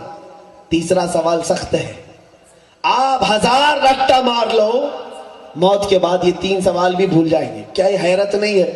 امتحان کا پرچہ اگر لیک ہو جائے تو کیا ایگزام ہوتا ہے؟ کسی بھی کالج، کسی بھی اسکول میں پہلے سے کوشچن بتایا جاتا ہے، لیکن یہ قبر کا امتحان کیسے پہلے سے سوالات بتائے ہیں، سب کو جواب بھی بتا کے دے دیا گیا، پھر امتحان کیسا ہے؟ میں خود سوچتا تھا، سوالات بھی ہم کو معلوم، جوابات بھی ہم کو معلوم، پھر یہ امتحان کیسا قبر کا؟ جو سوال بھی معلوم ہو، جواب بھی معلوم ہو، اس کو امتحان کیسے؟ ہاں، بزرگوں نے فرمایا امتحان اس لیے کہ جیسے ہی تم مر جاتے ہو تمہاری پوری میموری ختم کر دی جاتی، سب بھول جاؤ گے دنیا میں، پاور ختم، وہاں نئے سرے سے جسے اللہ چاہے اسی کی زبان کھلے گی، اسی کو یاد آئیں گے جوابات. خیر، تیسرا جواب سخت ہوگا، ما کنت تقول فی حق هذا الرجل. فرشتے پوچھیں گے اس شخصیت کے بارے میں تو دنیا میں کیا کہتا تھا؟ سنے ہوں گے نا آپ علماء سے 3 سوالات، اس شخصیت کے بارے میں کیا کہتا تھا دنیا میں؟ تم یہی کہو گے ھذا محمد رسول اللہ، یہ محمد صلی اللہ علیہ وسلم اللہ کے رسول ہیں. لیکن فقہاء کرام اور بعض علماء اسلام نے لکھا ہے کہ رسول کریم صلی اللہ علیہ وسلم اس وقت قبر میں ہوں گے جس وقت تیسرا سوال فرشتے کر رہے ہوں گے، اور تم اگر نبی کی طرف دیکھو گے، دیکھ کر کے بتانا چاہو گے، میرے آقا اپنا چہرہ پھیر لیں گے، فرمائیں گے خبردار میری طرف مت دیکھنا، اس لیے کہ دنیا میں تجھے میرا چہرہ پسند نہیں تھا، تجھے دنیا میں میرے طریقے پسند نہیں تھے، آج کس نظر سے تو مجھے دیکھ رہا ہے؟ سوچو میرے عزیزوں، اگر وہ بھی قبر میں بول دیں جا جس سے تو زیادہ محبت کرتا تھا آج اسی کو پکار لے، کس کو پکارو گے؟ کس کو پکارو گے؟ اسی لیے امام اہل سنت نے کہا آج لے ان کی پناہ، آج مدد مانگ، آج لے ان کی پناہ، آج مدد مانگ ان سے، پھر نہ مانیں گے قیامت میں اگر مان گئے، وہاں تو سب مانیں گے، آج مان لو. عمل کے میدان میں آؤ میرے عزیز بچوں، جوانوں، تمہارے یہ طور طریقے نہیں ہیں، آج دنیا کو پھر سے دہلا سکتے ہو عشق محمدیہ سے، محبت رسول سے، اس لیے کہ ہماری تاریخ گواہ ہے کہ اگر ایک بچہ بھی نکلا ہے وہ پورا سندھ فتح کر کے نکلا ہے، اگر ایک طارق بن زیاد عرب سے نکلا تو پورا اسپین اس کے قدموں میں آیا، محمد بن قاسم عرب سے آیا، پورا سندھ اس کے قدموں میں آیا. یہ وہ نوجوان تھے جنہوں نے اپنی زندگی میرے آقا کی محبت میں فنا کر دی تھی، ان کا چلنا سنت پر تھا، بیٹھنا سنت پر تھا، ان کا کھانا پینا اوڑھنا سونا سب رسول کے اقدار پر تھا. اسی لیے دنیا نے ان کو دیکھا تو یہی کہا محمد کے غلام ایسے ہیں تو آقا کا حال کیا ہوگا. آج ہمیں دیکھ کر کے کون ہمارے نبی کو پہچانے، کون پہچانے؟ اسی لیے کچھ تو اپنا ایسا بناؤ تاکہ ہم اپنے نبی کے پہچان کا ذریعہ تو بن سکیں، دوسرے ہمیں دیکھیں، میرے آقا کی سچائی کی قسم کھائیں. امانت میں سچے ہو، بات میں سچے ہو جاؤ، عمل میں پکے ہو جاؤ. آج مجھے فخر ہے اس بات کا کہ تین اولیاء کی سیرت پر میں یہاں بیٹھا ہوں، غوث الورا، تاج الورا اور حضرت बायजीद रहमतुल्लाह ताला अलैह जिन्होंने 80 साल मुसल्ले पे गुजारे हैं, ये वो लोग हैं जिनको न तिजारत अपनी तरफ खींच पाई, न दुनिया अपनी तरफ बुला पाई। इसलिए नहीं बुला पाई, किसी के हुस्न ने इनको धोखा नहीं दिया, किसी के जमाल ने इनको खरीदा नहीं, न ये किसी औरत न किसी बांदी की तरफ गए। क्यों नहीं गए? इसलिए कि इनकी निगाहों में जमाले मुस्तफा बसा था, जमाले मुस्तफा बसा था। और इनका ही वो नारा था, जब तक बिके न थे तो कोई पूछता न था, तुमने खरीद कर या रसूल अल्लाह, तुमने खरीद कर हमें अनमोल कर दिया। आखिर में मैं यही कहूंगा मेरे अजीजों, उठो, अब तो जमाना बहुत आगे बढ़ चुका है, उठो मगर न हश्र न होगा फिर कभी, दौड़ो के जमाना चाल अपनी चल गया। और आप सबको ये मैसेज देना चाहूंगा, कुव्वत इश्क से हर पस्त को बाला कर दो, दहर में नामे मोहम्मद से उजाला कर दो। अल्लाह फरमाता है, रब फरमाता है, जिसकी तर्जुमानी शायर मशरिक यूं करता है कि मोहम्मद से वफा तूने तो हम तेरे हैं, ये जहां चीज है क्या लौह कलम तेरे हैं। मेरे अजीजों, आज तुम्हारी जुबानों में अल्लाह वही ताकत देगा, वही कुव्वत देगा। आज तुम्हें इतने आंदोलन, इतने एहतजाजात की भी जरूरत नहीं आएगी अगर अमल में कामिल हो जाओ, अगर मोहब्बत मुस्तफा में कामिल हो जाओ। फिर देखो अल्लाह रब्बुल इज्जत तुम्हारी जुबानों से कैसे इनकलाब लाता है। आपने सुना होगा ताजुल औलिया की जुबान से, यहाँ गांधी जी भी आते थे, हमने सीरत में पढ़ा है, बहुत बार आते थे बाबा के पास। कितनी मर्तबा आए, एक बार गांधी जी ने कहा, बाबा के पास बैठा था जिसको हम इनकलाबे हिंद का बहुत बड़ा सरकर्दा लीडर कहते हैं, हर नोट में गांधी जी है आज, और बाबा के खास मोतक़िद, बाबा के खास मोतक़िद।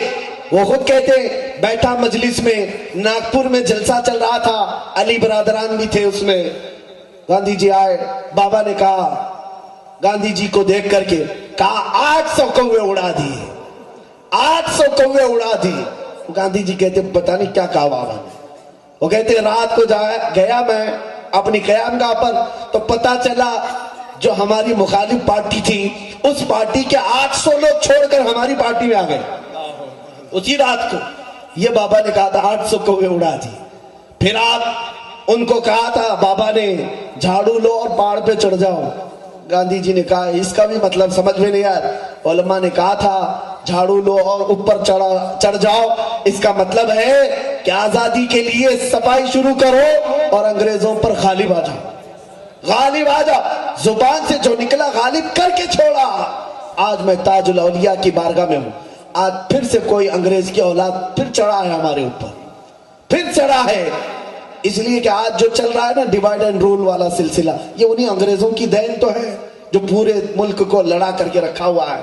फिर आज ताज बाबा की जरूरत है। जुबान से एक बार बाबा कह दो कि तुम फिर चढ़ जाओ पहाड़ पर, हम चढ़ जाएंगे इंशाअल्लाह और गालिब आ जाएंगे।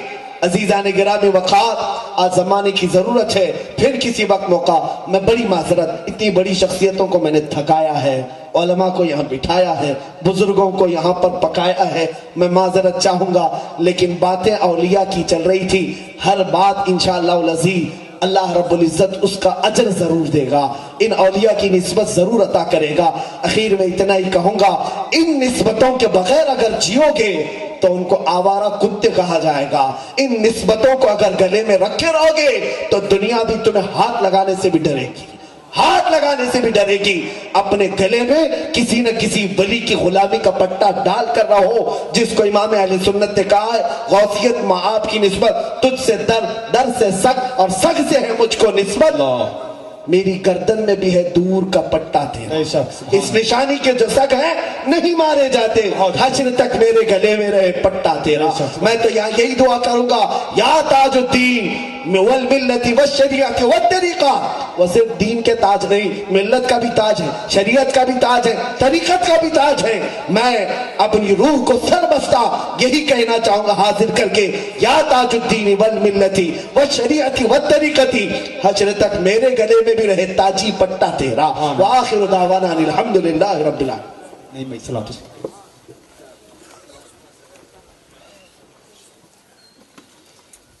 या नबी सलाम अलैका, या रसूल सलाम अलैका,